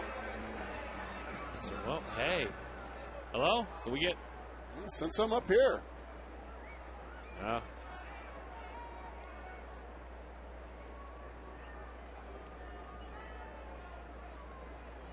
Maybe Castaldo in the Diamondbacks front office deciding not to bring us any gifts. You know, that's kind of the consistent theme. Well, if it wasn't kids, I'd be upset. But it's kids. Kids can get all the gifts. Maybe she can send up some popcorn or something. You like popcorn? I do. Cactus corn just underneath us. The folks here at the ballpark with cactus corn. the best in any ballpark. There you go. That's the best, without a doubt. Flock to it and get it. Matter of fact, I'm going to get some between innings, Darren Sutton. Are you really? Oh, yeah. Well, you want better some? hurry. Want some? I'm okay. Thank you for offering, though. The 0-2. Justin pokes that one off the Why better I hurry? end of the bat. He's got a new They hat. don't cut off popcorn sales after the 7th inning. No, if you're going to run down there and get some, when I go to point to you to talk, yes. you better be Yes. sitting in your seat. Yes. I've noticed you're doing that a lot. 0-2 the count. That one is low. I'm actually going to have a small light installed with just a switch in front of you, so I'll just switch and the light goes on, you can speak. Or give me like a buzzing ankle bracelet or something like that. Give me about 500 volts when you need me to talk. Upton goes down on strikes. Justin, a couple of walks, a couple of strikeouts. He did walk and score a run in that 4th inning. Jack Tashner, the veteran, trying to restore order. This is an all-Wisconsin battery here with Tashner from the Dairy State, and Jaramillo, as we spoke of earlier, born in October of 1982, the golden time. Jack did some good work a couple of years back with the Giants. There's Jaramillo behind home plate. Has always had a lively arm, which has kept him working in the big leagues. A fastball above 90, and he's left-handed. One of the better guys in the game, too. The Roach. Into the sky it goes. Tashner, after getting kicked around in the 4th inning, back-to-back strikeouts of Drew and Upton. And he jumps ahead of Adam LaRoche. Funny game, this baseball, how it can just go inning to inning. You just think you got everything under control, and then the roof caves in. LaRoche drives that one into right center field. It dies. It was in on his hands. Adam with a base hit. So he rolled into a double play in the 1st. Then he's walked and singled in the 4th combined. About 3 plate appearances within about 20 minutes. Yeah, exactly. And you know, I've heard you say a lot, and I've read in the papers about the quote unquote notorious slow starter. And I don't know why. Why do you have to be a slow starter? Why can't everybody just say, you know what? Not this year. Not this year. Why don't you come out of the gate and start believing and talking about, you know what, I'm gonna help this club win some games in April. Drive in some big runs, maybe score some big runs in April. Why wait till after the All-Star break? What do you think? I agree with you. He does, and he shared it with the state level when he struggles, but there are always going to be struggles. And so far in this homestand, it's not that you crow about 227, but there have been RBIs, and it is well above what he has done in his career. And there's plenty of time left in April to finish April at 280, 290. The other thing he does is he brings terrific, solid defense over to first base, which you certainly need. But I think Adam's the kind of guy, and I've watched him play enough, that I don't think he'd have any problem at all having a decent April. And I just don't. I didn't want to be labeled something negatively, which would be a slow starter. I wouldn't want to be labeled like that. All right. The last time I'll mention it. That's it. Thank you. No more mentions. We won't tell untruths here. We just won't mention. And but in his past, there have been struggles in April. You bet, below 200 career. So I just mentioned it. I'm sorry. Thank you. But you did. You set me up there. But we're not going to call him a notorious slow starter anymore. 3-2. The season's already a week old, so you need to quit talking about it now. Yeah, it's past. The starter's pistol's already been fired. All right, here we go, Adam. You can't keep setting me up, though, to follow you up with numbers. That's what I'm trained to do. Took a 2-week course in that. In on the hands, a cut fastball popped up, back of short, coming in, still coming, running it down. Andrew McCutcheon. When we come back, we're going to peek at a former ASU Sun Devil who skipped the minor leagues altogether and made his big league debut today.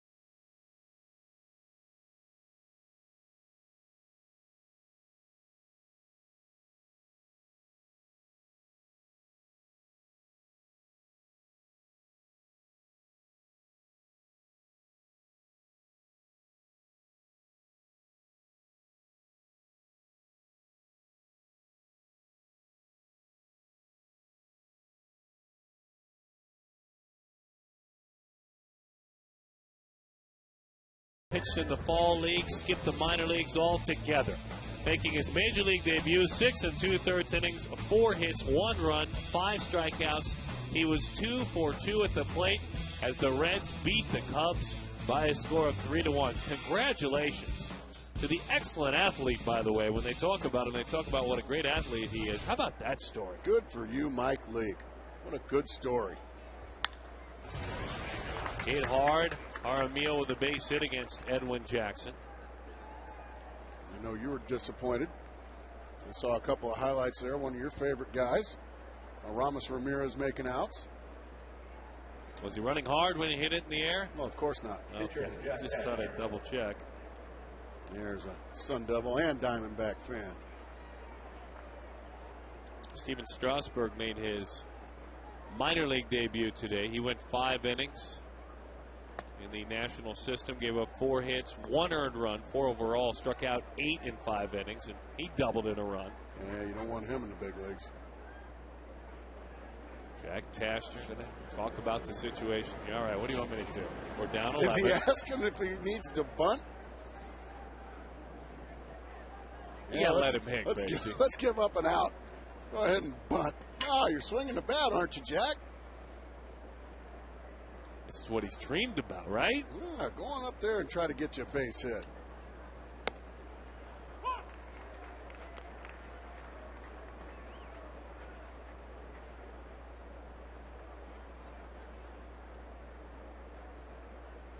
One and 1 to count.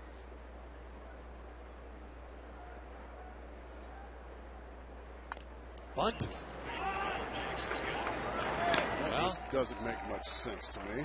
So they move the runner up. If that run does come around to score, it's just a 10-run deficit. Let him hit. Waited all that time. Unless they're wanting to save him for, to.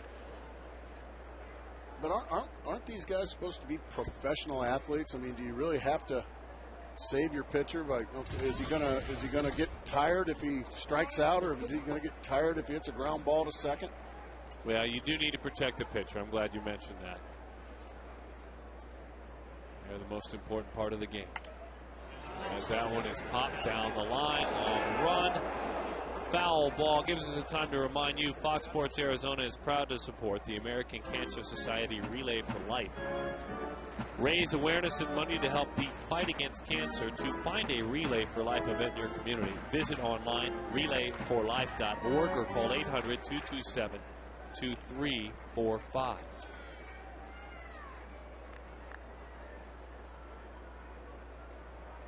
That was just the 5th all-time plate appearance for Jack Tashin. He's been around for a good 5 or 6 seasons. He doesn't have a hit. Yeah, I just don't understand why you only had 12 outs left and you just gave the Diamondbacks an out.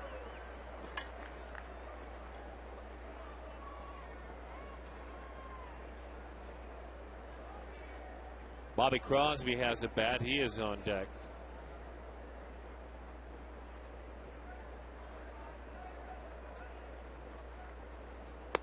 Chasing high. And so Ronnie Cedeno is done. Is that one up in the zone? Aroldis Chapman, the Cuban fireballing left-hander in the Reds organization in the minor leagues today. 4 2/3 innings, 5 hits, 1 unearned run, 9 strikeouts. Yeah, you don't want him in the big leagues. Working in AAA. Steven Strasburg, of course, working in AA for the Washington organization. You want them both up there, huh? Strasburg, Chapman, get them up here? I'm a big believer in put your best pitchers in the rotation in the major leagues. I know the whole you keep them keep them out of arbitration for a year or something, but you've already paid both Chapman and Strasburg over $20 million to sign. So meaning if you have a great arm in your system and he pitches well and he throws hard, get him up here like Jordan Alberto. Let him go. Thank you. Let him get big leaguers out. These guys ain't doing you any good getting out AA hitters. And that soft landing's about over for him. He has been in favorable situation. A little more pressure about to come his way. Maybe James Loney, bases loaded, 55,000, Dodger Stadium. Mm-hmm. He's got the arm to do it. Time for him to get the experience. It's going to be fun to watch. Yeah, it's a little different in Dodger Stadium in the 8th inning. There's Jeff Matuzas, bullpen catcher. Ironic timing that he comes out just now to speak with Jordan for just a moment. And it looks like he just told him a quick little joke and moved on. Mm-hmm. Or, hey, Mark and Darren are talking about you. That's exactly right. Jeff Matuzas has been around since the beginning, along with Glenn Sherlock. What a great coach. duo out there. Twos, as everybody calls him, been the bullpen catcher here since the inception. The guys are getting on. One of the better men you'll meet.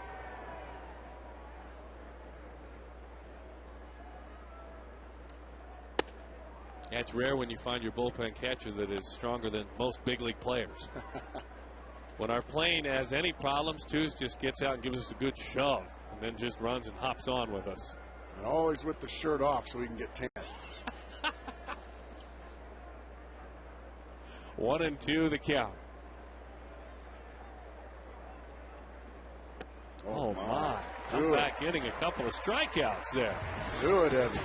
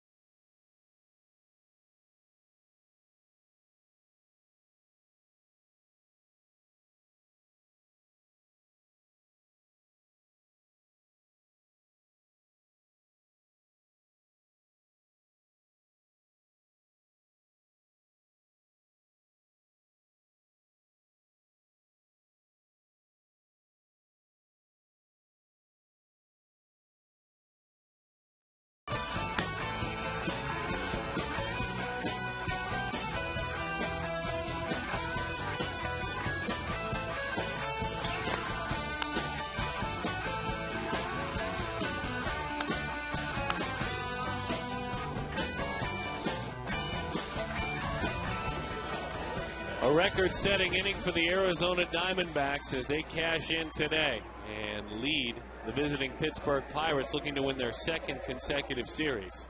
And Bobby Crosby stays in, and he plays at third base. Delwyn Young moves over to second base. Chris Young from Jack Pashner takes strike one. Travel day tomorrow afternoon for the Diamondbacks as they head on to Los Angeles. Are you going to be traveling with the team, Darren? Into the seats. Oh, yes. I was invited back to travel with the team again this year. Are we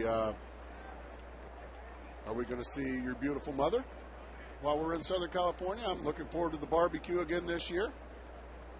Well, we'll talk about that later, the barbecue. Told the other guys about it. I was hoping you wouldn't ask. 1-2 the count. That grapevine speaks. 1-2.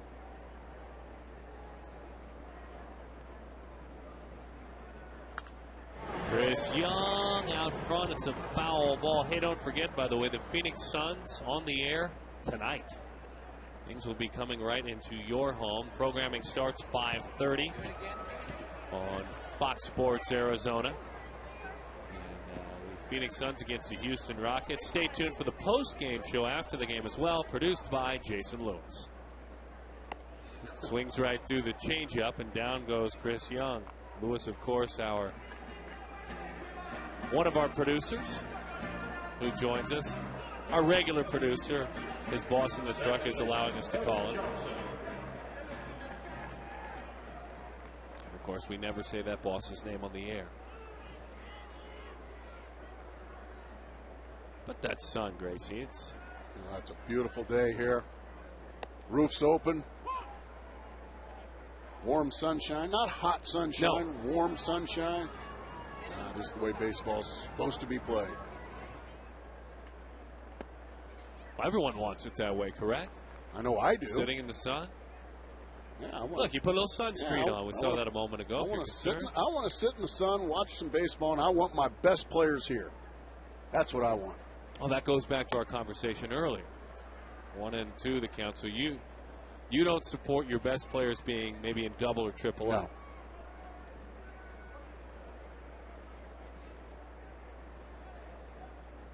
What about the ticking clock thing, about managing clocks? Biological clock? Ticking clocks and payrolls and, arbitration and how the clock starts. Grace, you were looking into the simplicity of give me the best players. Yeah. Talk to me about the payroll. Exactly. That's my bottom line. If you win baseball games with these guys, you're going to make plenty of money to pay them off. If I could just have you focus on that concept, I'd appreciate it. Okay. And keep your eyes out on the diamond, please. Okay, I'll keep my eyes out on the diamond. I don't know if I'm trusting you right now. We need you to break down Kelly. You've missed the last couple of games at 2-2. Well, Kelly Johnson is a guy that he's a difficult guy to strike out. He knows the strike zone pretty well. And here's another guy with that slight uppercut. We saw it from Stephen Drew when he hit a triple in the 13-run fourth. A little number out front of the mound. If you could keep your eyes out there, we're going to need you to break down that play. Okay. This is, you wanted popcorn, pal. There's your popcorn. Oh, well, thank you. There's Baxter. Thank you. A couple of autographs. Oh, yeah. I always love a good autograph. Well, that's a lot. How about that? That's a lot. Well, thank you, Baxter. See, he wanted to surprise thank you, bring so you some much. popcorn. Thank you so much, big It's boy. our favorite mascot. It's good to see you, Baxter. You doing all right, pal? Awesome.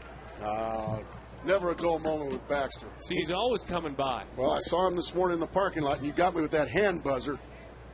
Yeah, you got me with that hand buzzer again. Gave me about 500 volts this morning. That wasn't much fun. That's a lot of popcorn. That is a lot of popcorn. The funny thing, Baxter came in because Gracie always is saying how he loves guys like Mr. Met, Mr. Red, and Baxter gets hurt by that. No, I actually despise those mascots. 1-1 to count. I thought he was dumping that on you. I had asked him to dump that on you. That's why I was having you focus on the field. I'm kind of glad he didn't, because I think it was because he already got me this morning. Yeah. He gave me a hot foot right after the hand buzzer. He gave me an autographed photo as well there. It's back to the screen. Now, I'm very disappointed. You wanted the popcorn all over me? I did. That's the, that doesn't surprise me that you would want that. You talked about maybe the lack of respect, how you're the last to know. We were talking about that earlier. I guess Baxter certainly respects you. I had spoken with him, dumped the popcorn on Gracie, ruined his nice shirt. He wouldn't do it. He has that much respect for you. We go way back.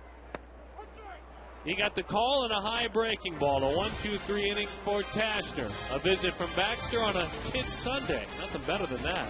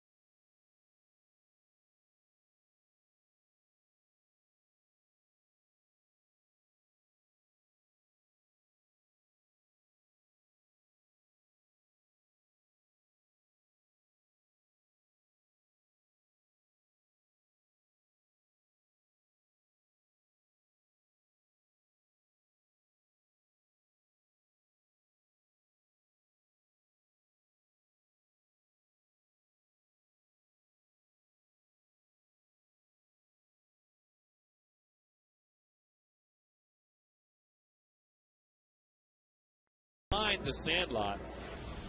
Speaking of swinging, he got a little hitting in the cage. Our Chaz Roberts air conditioning cool play. Edwin Jackson, the silent treatment. His first big league home run. Chaz Roberts air conditioning cool play. I love that setup up there. That's very cool. That's where D-Back to Basics is filmed. Gracie and I go up there, work out at least 3 times a week, get our hitting in, our road work. Futures Field. Pretty good swing. He's got this slide uppercut. Did you see that? I did. Gerardo Parra is in right field. Uppercut. Remember that boxing game? Last Joe. Body blow. Left. Here's Andrew McCutcheon. Well, you talk about the difference in Edwin Jackson, as that one is a strike. He's just free and easy now. You see the Amica hit zone for Andrew McCutcheon. Again, a hitter that handles the ball down the middle well, as that one bounces in there. In his first game, as the future Diamondback takes a whack at the ball, he's loaded. That's the chop. I like it. That's the chop swing. There you go. You fix anything, you get your hand there. The 2-1. Right back to the mound. Another athletic play there by Edwin Jackson. And his first game, first pitch strikes were about half the time. Right. Less than half. He's about 75% this game. Reaches back behind him. Flags it easily. In his 7th inning of work here. Boy, you love that if you're A.J. Hinch. You love getting your starter. Got roughed up in the 3rd for 3 runs, but since then, boy, he has been on fire. You know, the other part of the efficiency, the pitches per inning. This outing, 14 per inning. First outing, 20. Right at 20. Had 6 3-ball counts last time out, only 4 in this game. Yeah, and this is also something you really need, Darren. The ace of your staff, Dan Herron, got cuffed around a little bit yesterday. You really needed Edwin Jackson to step up. And you really needed the offense to step up. Because you're on your way to Los Angeles. You need to go to Los Angeles with a positive feeling about things. And you're 8 outs away from a 4-2 homestand. And you love that. Yeah, it was the Padres and the Pirates, but you go 4-2, that is a very good homestand. And that's your goal, is to win series. Hoping to be 2-0 in series. That's exactly right. That's what you do, win series. It's, I've heard some people say, well, I want some sweeps. Well, sure, but it's not easy to do at the major league levels, just come in and sweep people. Bolt, base hit, left field. Millage takes a hard and aggressive turn. That's his 3rd hit of the day. Lastings Millage. You know, Gracie, one of the great names, and it's memorable. And as he matures, he's the first to admit that when he got here initially, he wasn't where he should be maturity-wise. He's matured a lot. We're talking about Millage. Lastings Millage. Okay. Well, there's the name Lastings, and it's a unique one, wouldn't you say? It's the only one I know of. There's a story behind it. What's going on? Well, he has 2 older brothers. And Mom and Dad, they were excited as they went to the hospital, but they were tired. They were tired. Okay. When you have 2, you guys know out there, 2, 3, 4, when you get beyond 2, and kids are hard, even no matter how many you have. Hard work, it's worth every minute. Well, as they headed to the hospital, they were so tired. And they looked at one another and said, that's it. This is the last one. We're going to call him Lastings. And that's a true story. Oh, yeah. LaRoche recovers and gets Jackson. That's a true story. You're not just putting the shuck on me? Nope. That's a great story. I knew I'd get a blessing. So he's got an older brother? Yes. And I'm sure his name is second to last. Yeah, well, there you go. That's exactly right. Oh, you know what? It makes it kind of simple. And his oldest brother, Firstings. Millage. But we might not be telling the truth on those last 2 parts, but we are on why they named him that. But Lastings Millage is to go, okay, that's it. This is the last one. It's a good story. He's not a pretty good player. He's getting there. He'll tell you. He's the first to admit.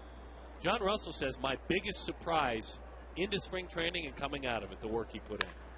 Bouncing ball, LaRoche has had a couple of tough ones. Some in-between hops. Well, Edwin Jackson is starting to deal. Pitching like a kid again. Lastings.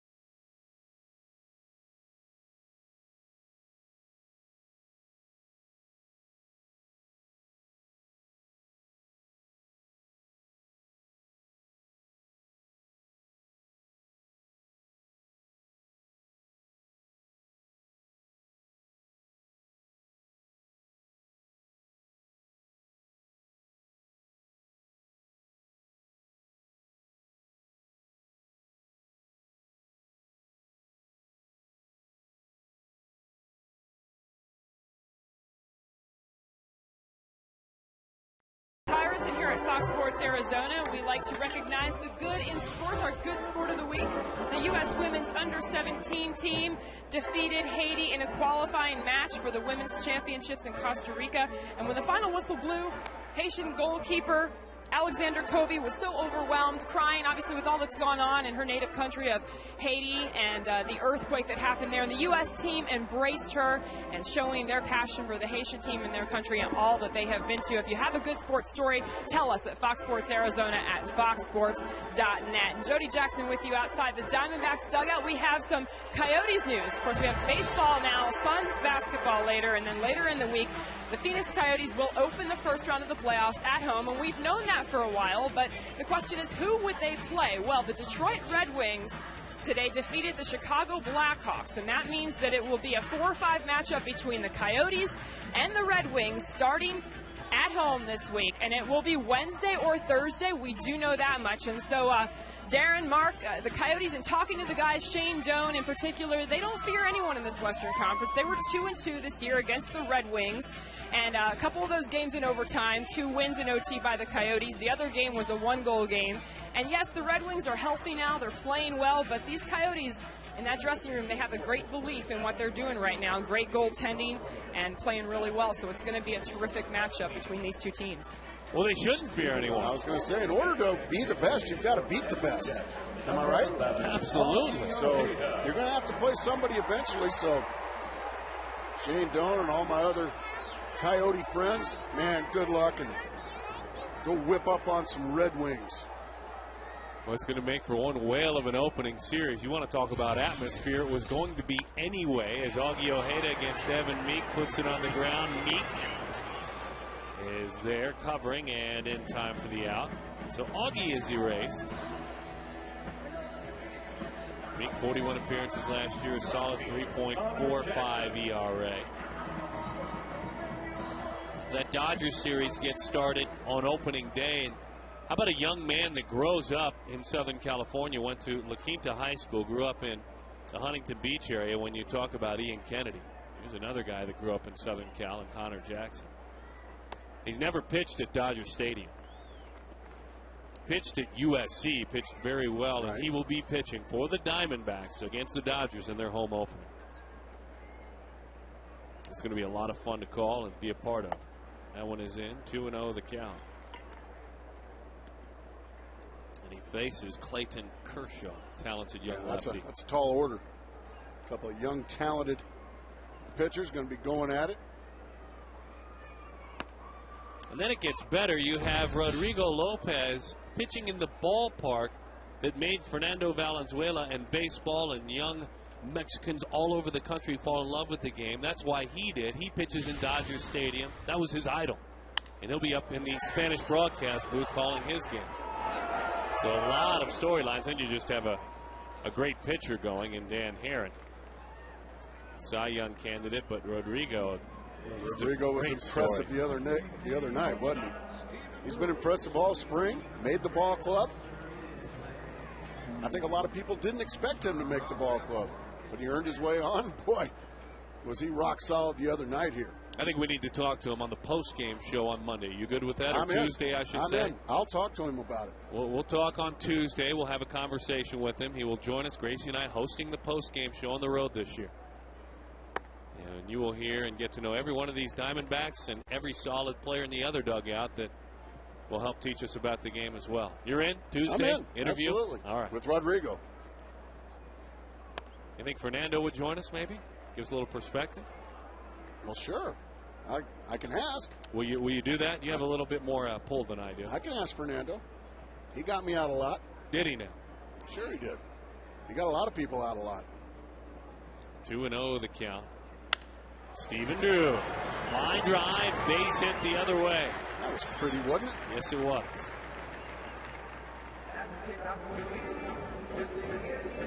Very pretty. Stephen Drew has the triple with a couple of RBIs and now the single. Ball up in the zone. He just pulls his hands in nicely and just flips it out over the shortstop's head. It's always nice to get that second base hit of the day.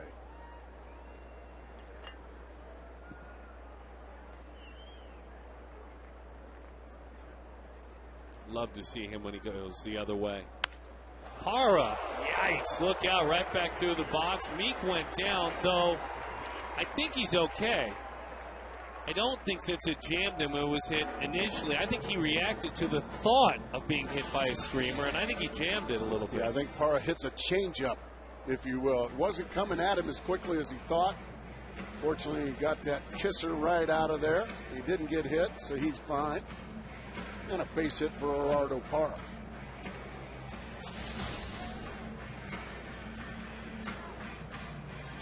A.J. Hinch starting to empty the bench now. Rusty Ryle going to come on and hit for Adam LaRoche. There's Rusty. Number 4, Rusty Ryle. As he gets ready to go to work. By the way, to close the book on Edwin, as Augie Ojeda hit for him earlier in the inning. 7 innings, 10 hits, 4 runs, all earned. 2 walks, 3 strikeouts, but he sprinted to the finish line. He finished in a very solid manner. Big swing right through it.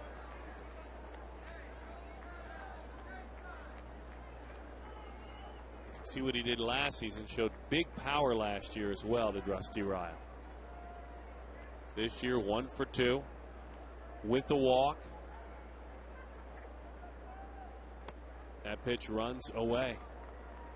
Now his dad, Mark Ryle, had a nice career in the big leagues. Majority of it with the Angels. Spent in a similar position, coming off the bench, pinch hitting. Occasionally we'll talk to Dad. Chore. You bet it is, especially for a guy with a small amount of big league experience. It's funny, I asked Rusty, you know, sometimes you talk with these guys, you hope to get that golden nugget as you peer through the windows of their soul. And with Rusty, I said, so what's Dad been telling you about this? Well, son, you know, in a camp like this, you need to hit to make the club. So they want you to hit, so you better hit. It's that simple. All right, Dad. Thanks. So go to hitting. Line drive, center field, sliding, and a fine play there. Hauling it in, that'll end it. The 3rd out of the inning. He went to hitting. It's just that there to make the play was Andrew McCutcheon. And yes, Mr. McCutcheon, that is 3 outs. New rule.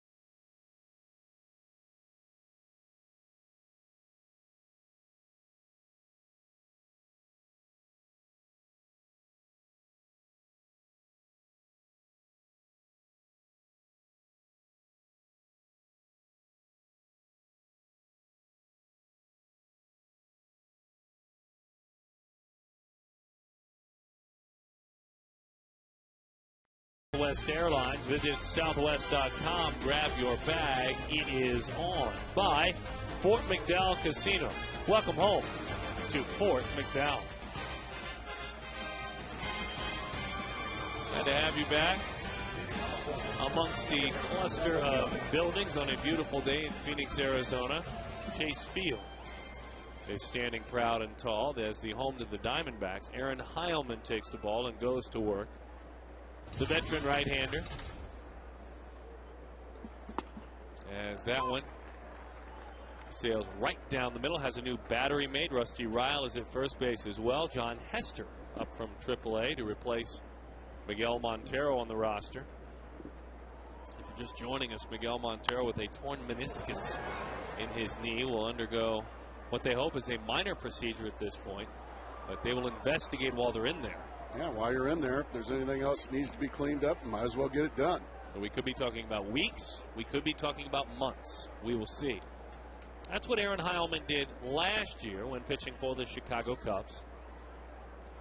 Two-seam sinking fastball from 88 to 92. Has a slider he'll throw occasionally and a heavy changeup as that one is in. 1-2 the count. And we saw him in an outing earlier this year elevate with a fastball. Well, everything he usually throws is down, down, down. And I went and asked him, I said, is that something you'll do to get a swing and miss, go up above the letters? He said, yes, but I better get it up above the letters. I'm not super comfortable doing it, but on occasion I will. That one's in. That's usually where he is, somewhere down below the knees. That was a changeup. He just yanked that one a bit. Now he's 2-2. Always terrific stuff in Heilman. Good change up there. There was. Get all the latest D-backs gear straight from the source at dbacks.com. Browse the largest selection of T-shirts, hats, jerseys, and more. Visit the official online shop, dbacks.com. I mean, really, do that, Darren. Do it. Get all that gear. That's some nice stuff. First base has been busy. That's Rusty Ryle, not Adam LaRoche. A lot of balls been pounded on the ground to the right side today by these Pirates. At first base, number 4, Rusty Ryle. Remaining in the game at second base, number 11, Augie Ojeda. Now catching number 28, John Hester. At the plate for Pittsburgh, catcher Jason Jaramillo. I'm going to take over the play-by-play because evidently me and Edwin Jackson have a lot in common, and I must be getting the silent treatment. So I'll just take you through a little bit of play-by-play. Jason Jaramillo, he's going to step in against Aaron Heilman, and he looks at a fast strike on the inside corner at the knees. Well, what a job, Edwin Jackson. It all started for Edwin right here a handful of years ago when he was a Los Angeles Dodger at the young age of 20 years old. He came in and he beat Randy Johnson in September of that year. That would have been 0-2. Boy, he was impressive that night. And he was impressive here again this afternoon. John Russell hasn't been too impressed with about anything today. On the below average end of a 15-4 score. Heilman misses with a fastball up and away.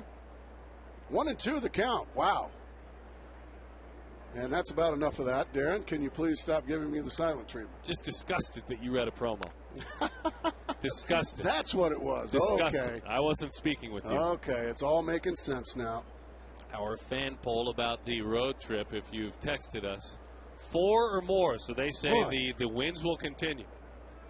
3 is a 500 trip. I like the belief. But, boy, that's asking for a lot. Mm-hmm. Hey, I like the belief, too, because this was a club a majority of last season not many folks believed in. And so good for them earning that. You know, you sometimes tease a little bit about baseball statistics and sabermetrics. Sure. I could tell you, as far as sabermetrics is concerned, the 2-2. That if the Diamondbacks on this trip in 6 games score 90 runs or 15 per game, they really increase their chance of winning very successfully on this trip. Well, that's sabermetrics. Nothing but the good stuff. It's not.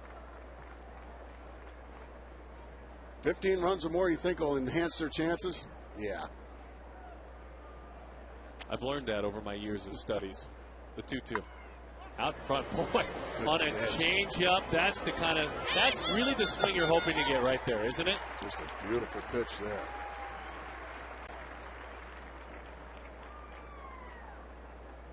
You have a hitter, the backside, the back pocket goes one way, the hands go another, the head goes another. That's the kind of swing you're hoping to get. Not a pretty one.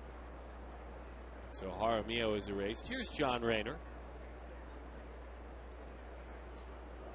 Again, Hester working behind home plate. He was called up from Reno. Hit in 2 games with the Aces, 3 for 9 with a double and a homer. There's a strike to Rayner. Out of Memphis, Tennessee.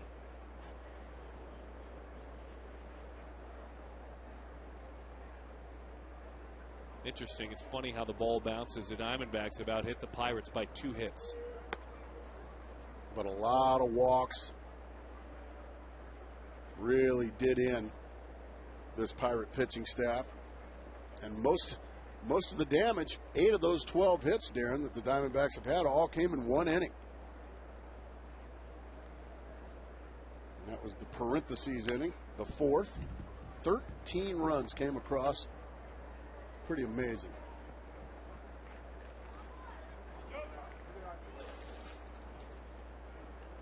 Chris Snyder's had a fabulous day. He knows he is going to not get much rest anytime soon. He's going to get the mother load of the work. Snyder with 5 RBIs, a homer, a double if you're just joining us. 5 runs batted in for Chris Snyder. That one slides up and away. 2-2 the count. But Edwin Jackson knows, and all of his pitchers, his mates, they know that John Hester isn't just here as wallpaper.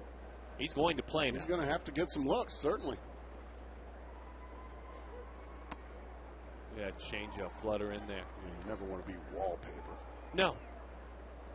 I mean, you want to be in the big leagues so you won't Sure. complain, but A.J. Hinch saying before the game that both of these catchers, Snyder and Hester, as Montero did a majority of the catching all spring, caught every pitcher, both of these guys. And Snyder has history with a lot of them, long history.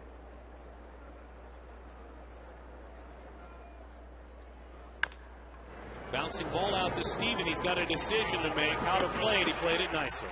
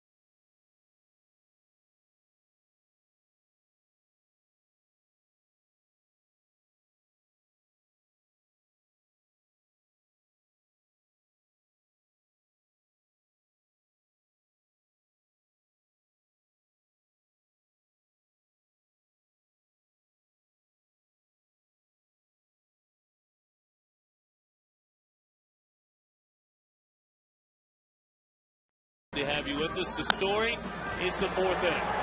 Our APS Energy All-Star is everyone. Everyone hit. Everyone scored. The pitcher had a couple of hits. The pitcher, Edwin Jackson, had a homer.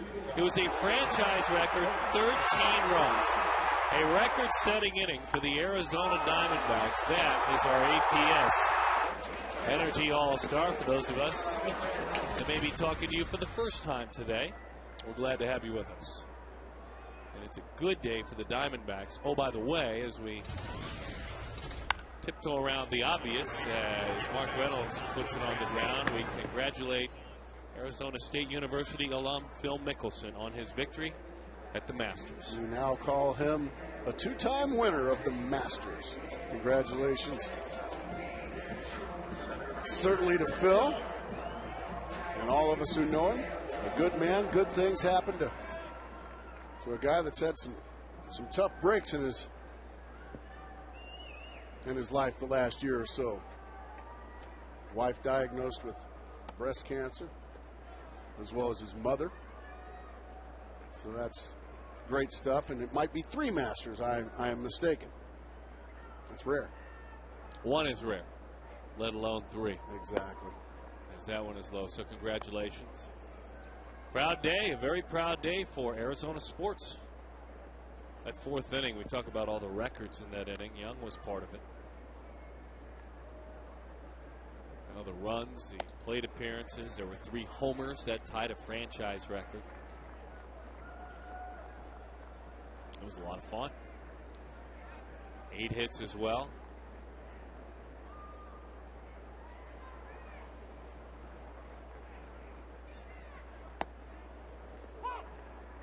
Yeah, 3 and 1 the count. Have a feeling most of the boys and certainly all the staff going to sleep pretty well tonight.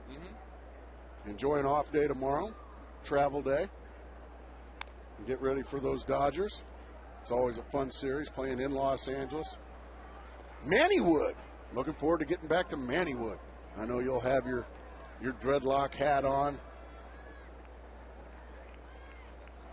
You know me as a broadcaster. I'm not afraid to enjoy watching an opponent play and all that surrounds it.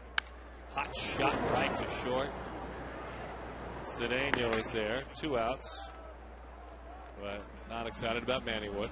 Home Depot doing more on defense. Baxter defending his turf to the hey to the Pirates. As it was a sword fight by the pool. That kind of looks like what we're going to see from you on pool night out there when we're going to broadcast. You're diving in. Oh, no. We will be voting between you and Joe Borowski. Now we got to initiate the new guy, don't we? You want to just go ahead and say that? Just Yes, Joe Borowski? Yeah, Super Joe goes in. Nope, we're not going to say that. 0-1 the count to John Hester. Yeah. Joe, it's fun. You'll enjoy it. So, vote now, vote often for Joe Borowski. Hester, we were talking about his start, 3 for 9. Last year in the big leagues, 7 for 28. And his major league debut came in August against the Astros. Pinch hit, 2-run homer. Homering in his first big league plate appearance. Hits that one a high fly. And I don't know if the Astros have won since John Hester hit a homer against them. Haven't won this year. Yeah. Roy Halladay shut him out today.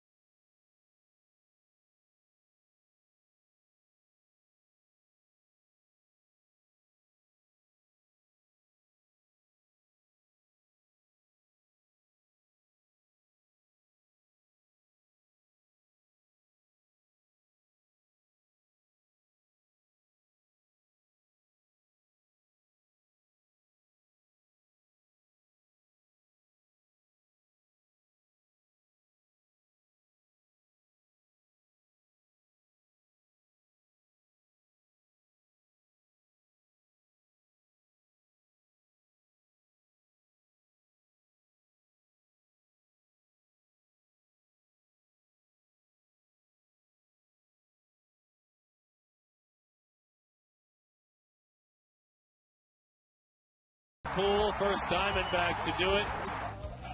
Devon White. Jose Guillen couldn't chase it down. And he is really excited about that. That'll be Gracie here in a few weeks out by the that's pool. Going to be Joe Borowski. And everything copacetic today, poolside. Enjoying some sunshine, some pool. The veteran Bob Howry goes to work, the right-hander. We kept an eye on him in his last outing, and we shared something that he had been working on. We saw him unveil it, and it's to go with the fastball and the slider, and he throws a lot of fastballs, always has. You can see what he did last year in San Francisco. He's added a split finger, not a full split, a change-up variation of it that he'll throw to lefties. This is on the ground, a diving attempt. He elevated that fastball. Ronnie Cedeno, his second hit. Cedeno, by the way, has had a nice series. That's his fourth multi-hit game of the year already. Had a great first week of the season. And here's Crosby.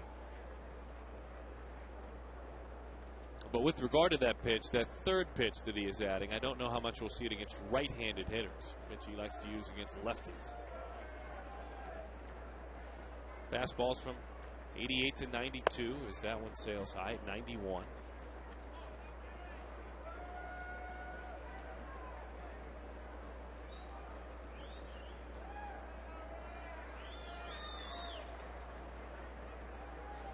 Great shot from behind home plate. Crosby kills it. Good field. Third homer allowed on the season by the veteran Bobby Howard. Crosby, who has been fighting to find his way in the big leagues the last couple of years after being a much and highly touted prospect out of Long Beach State, leaned on that one. It's just 223 a year ago. Unfortunately for Bob Howard, he's thrown 2 pitches this inning. He's given up 2 runs. Oh, that was a bolt into the seats off the bat of Bobby Crosby. Boy, Ronnie. So now, Andrew McCutchen. Ojeda's over there at second. Ryle is at first. The first pitch, a high fastball, 0-1 the count as he waves right through it.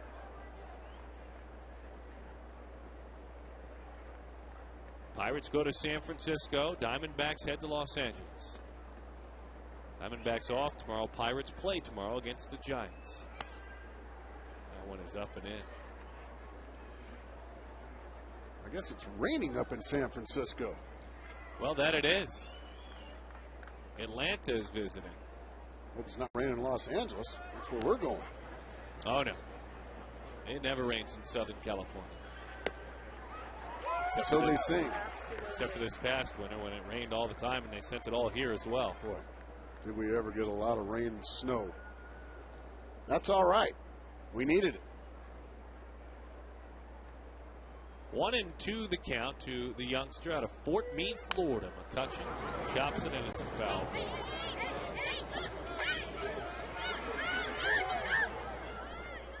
By the way, Crosby against Howry, 2 for 3 now against him, and both have been homers. He's gotten him twice in 3 at-bats. Some guys you just match up well with. Good pitch there. Nice little comeback with a strikeout of McCutchen. Got him with a slider. We're talking about those scuffling Houston Astros. Philadelphia beat him 2-1. Roy Halladay, 9 innings, 1 run. It was unearned, no walks, 8 strikeouts. Halladay's ERA to start the season, 0.56 for Philly. And the Astros have yet to win. Tough way to start it. Well, that's the thing. You know, you hear that phrase all the time, Darren, about it's not how you start, it's how you finish. Really? You hear it all the time. Well, that's baloney. Because the Houston Astros, if they're not careful, could find themselves out of it before April ends. So it is how you start. High fly ball into the corner, giving it over. Tanner Jackson. Kojak has room.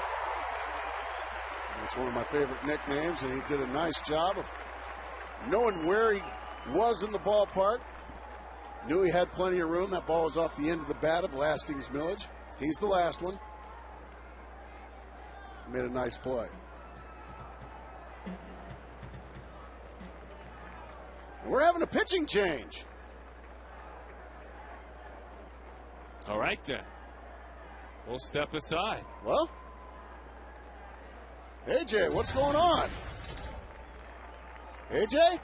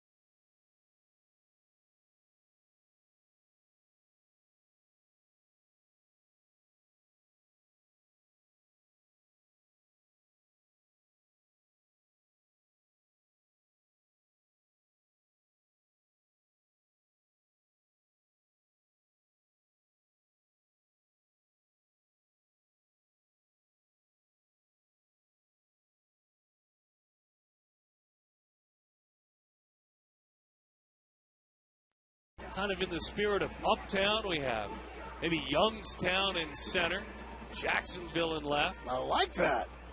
Maybe that area over there by the Pirates dugout. We can call that Graceland. Yeah, no, we're going to call this Booth Graceland.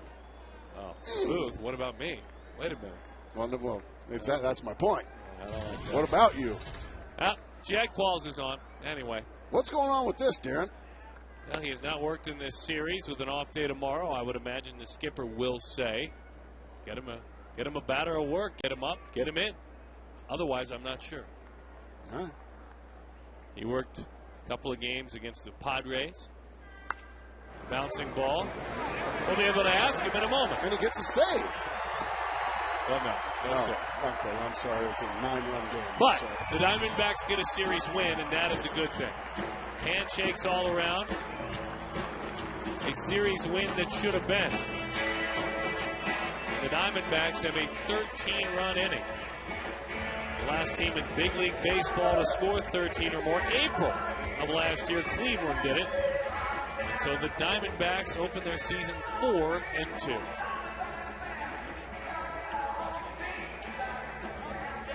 By the way, last year the Diamondbacks didn't win their second series of the year until their 7th series of the year against the Cubs. That's a pretty good start as this team heads to Los Angeles. Well, it's always nice to protect your home turf, especially early. And that's exactly what the Diamondbacks did. 4-2, you won both series. That's your goal at the beginning of every homestand. Win the series. And if you do that, you're going to continue to pile up wins, and you're going to find yourself ahead of a lot of teams. What are your thoughts on what you saw with Edwin Jackson today?